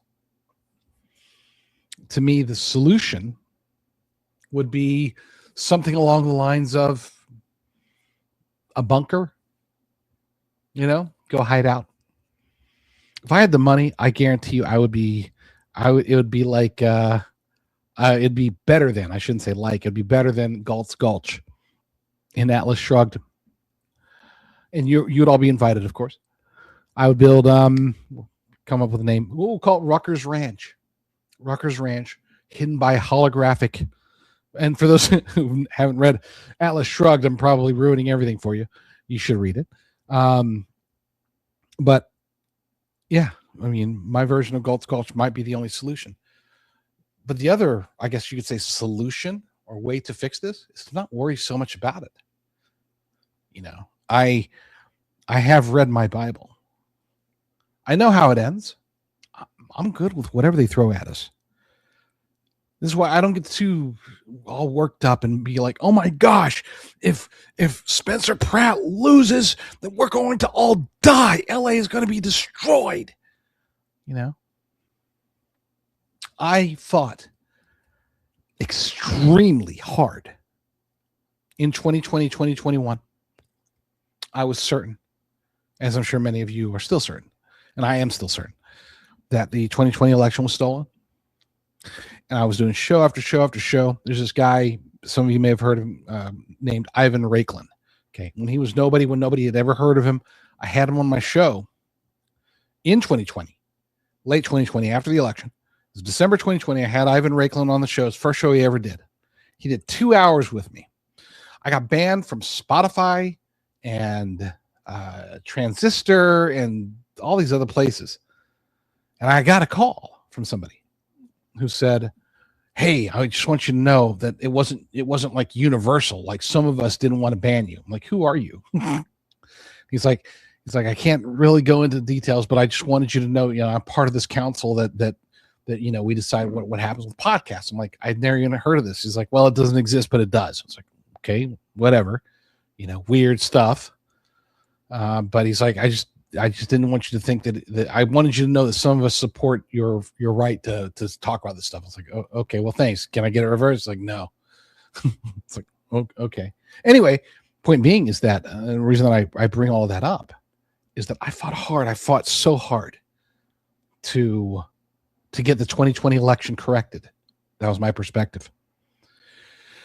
And I think a lot of you probably did too. But here's the thing. If I had my way, and I think most of you would fall into the same category, where we could just, reveal everything, put every resource into it, wave a magic wand if we have to. Back then, we have the option. You're sitting there with the magic option. You say, okay, so you've got proof that the 2020 election was stolen and that Joe Biden lost and President Trump won. Are you going to go for it? 99% of the people listening here would say yes, whether it's because you support President Trump or because if he won, he should have, there's no reason Biden should have been in there. For whatever reason, 99% of us would have said, yeah, if President Trump really did win in 2020 and we could just wave a magic wand and make that happen, then yeah, of course we would. But here's the thing. If we had gotten our way, the way that we would think is that's totally righteous, it's the right thing to do, they cheated, we're correcting it, we're making everything better. Well, where would we be today? Let's see, what would have happened if in that scenario? Mike Pence would stay as vice president. Okay. Still have William Barr. You'd still have a bunch of bad people from that first cabinet, even the later version of the cabinet, which is better than the original, H.R. McMaster version of the cabinet. That later version of the cabinet was still awful. You wouldn't have gotten Tulsi Gabbard. You wouldn't have gotten RFK Jr. You wouldn't have gotten J.D. Vance. You wouldn't have gotten any of these people. What else would have happened? Well, chances are his second term, President Trump's second term from 2020, we'll say 2021 to 2025, that it wouldn't have been as successful because he wouldn't have been changed. He was transformed. The 4 years in between, as they're going after him, assassination attempts, lawfare, him just that drive that President Trump has, having quote unquote lost, even though he knew that he didn't lose, but he couldn't do anything about it. He's getting attacked from everywhere. It made him who he is today. If we had had our way, and President Trump would have been president from January 2017 to January 2025. And today, who would be the president? Probably, I don't know, Kamala Harris, Gavin Newsom, Gretchen Whitmer, somebody like that, Michelle Obama. Or let's say it wasn't. Let's say it was, I don't know, J.D. Vance, but not the current version of J.D. Vance. There's a lot of things that would be different. I'll explain what all this means. We only got one segment left. Crazy. I'll explain what all of that means when we return from the break here at the Wendy Bell radio program.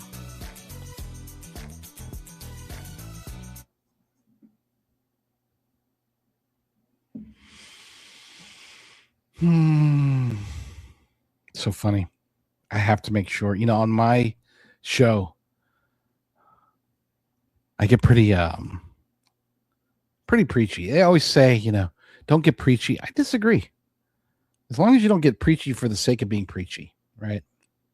That's my big thing. I don't like to get so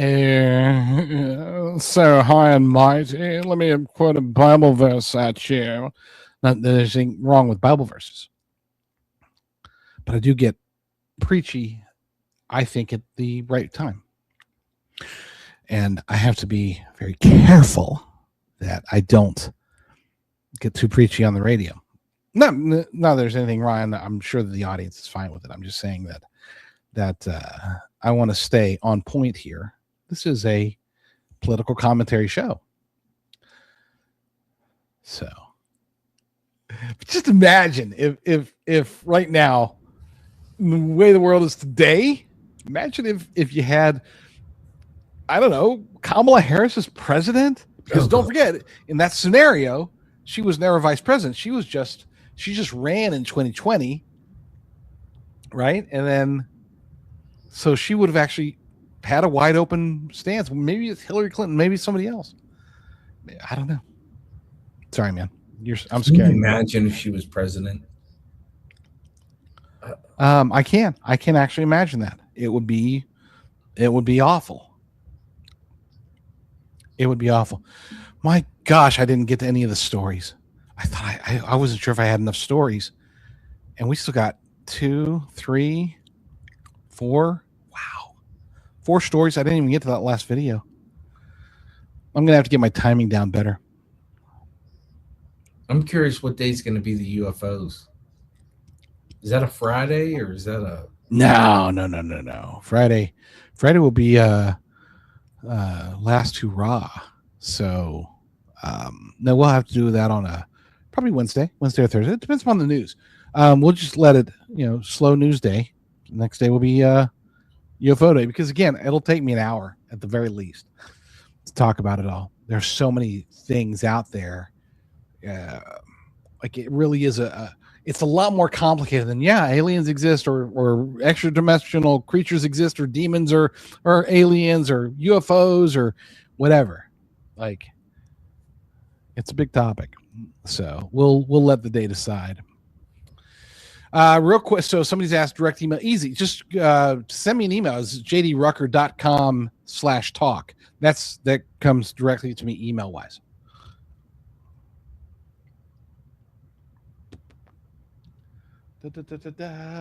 Camel toe. Oh, I get it. Kamala. Yeah. Sorry. I'm not even going to be able to finish the story. That's the sad part. Because we've got to there's no way we can not get to the 250.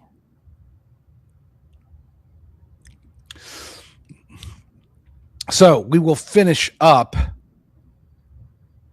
Q Day. You could go tomorrow. Nah, it was already too old.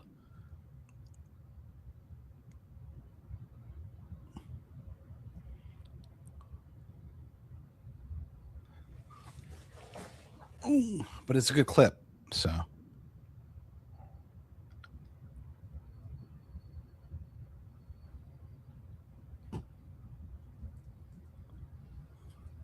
All right.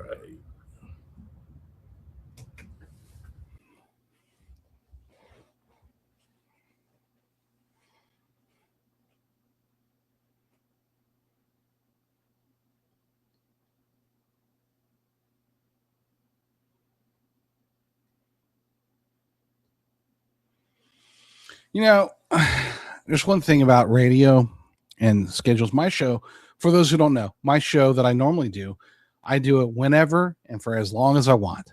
I mean, I have no limitations. I am a digital audio bum. Okay. It's some days I do it, some days I don't. Some days I'll go an hour, some days I'll go 2 hours. Sometimes I'll do a 3-minute segment or a 10-minute segment or a 20-minute segment. I will get used to this radio clock, because there's the list of stories that I was going to get to today. I couldn't read to you the notes if I speed read them in the time that we have left, unfortunately. And that's just, it's just the nature of the beast. And I love it. And hopefully you guys will come back tomorrow and the rest of the week to hear some more, because that's what we're going to be doing. I'll be filling in for Wendy Bell all this week. It is a tremendous blessing and an honor to do that. Well, we do want to stop. I don't want to have the last segment be about Q Day, so we'll talk more about that stuff tomorrow. In the meantime, I do want to close off on what I consider to be great news. And it's not, I think we've all seen over the last few days, the Martina McBrides of the world and Bret Michaels canceling at the America 250 celebration thingy. And it's so funny. It's hilarious. But the reason you might say, well, how's that good news? Well, it's good news because it exposes how ludicrous, how stupid the music industry is. Really, we already knew Hollywood was stupid. We're now realizing that even country music quote unquote legends or rock and roll quote unquote legends like McBride and Bret Michaels, that they're just partisan tools. right? But we're also seeing how the media is reacting to what should be a tremendous celebration. And it will be a tremendous celebration. I'll explain why here in a second. But first, let's play clip 4 because this is funny. In 1 month, America will mark the 250th anniversary of its founding. Like previous anniversaries, there is a deep unease about this. I feel a deep unease about these celebrations to which I am invited to mark the 250th anniversary of our so-called democracy. Our so-called democracy. That's probably the most accurate thing he's ever said. We don't have a democracy. We do live in a constitutional republic, of course. But the other thing that's funny is that he's got a sense of unease. Why? Why does he have a sense of unease? It's a good question because we are talking about, a concert. Would he have that sense of unease if he was going to a birthday celebration like one of his friends? We have that same sense of unease if he's going to, I don't know what kind of music he listens to, but if he went to like a Taylor Swift concert, we feel the same unease. What is it about this that makes him feel the unease? Well, one of the things that I like, and the reason I think this is good news, is that after all the wokesters like Young MC, the Commodores, Morris Day, gosh, I remember Morris Day and the time. Do you guys remember them? No, you don't. You're not alone. With all of these washed up has-beens canceling, President Trump's like, hell, I'll do it. I as much as I want to picture President Trump walking out on stage with a guitar, all I want him to do is talk, and that's fine. That'll be enough. By the way, I'm glad the people that are still coming, like Vanilla Ice, that's awesome. I hope that they are able to replace the wokesters, we'll say, with some better talent. But we'll see. The reason that all of this is good news to me is because our great and wonderful nation is turning 250. And I'm not sure if I would have wanted there to not be this drama. Why? Because let's say Martina McBride and Bret Michaels and anyone else who canceled, let's say they didn't cancel. What would we have had? We would have had a concert that would have been made up of a whole bunch of people that are way beyond their time. Okay. I think, am I wrong to say that Martina McBride that doesn't put out albums anymore? And I know that Poison and Bret Michaels, if they're putting out anything, it's not making the news. And granted, I don't pay much attention to music or entertainment at all, but I would think that this list isn't exactly impressive. But if you think about it, now that they've left, now they made a show of it, now they've sort of drawn the attention and the ire of people like you and me, to have it basically rescued by President Trump. Them, I'll do it. That may be the most President Trump thing I've ever heard. Maybe the best way to celebrate America's 250th birthday. We will be back tomorrow on the Wendy Bell radio program. Thank you all for listening. I'm JD Rucker. Lord willing, we'll be back.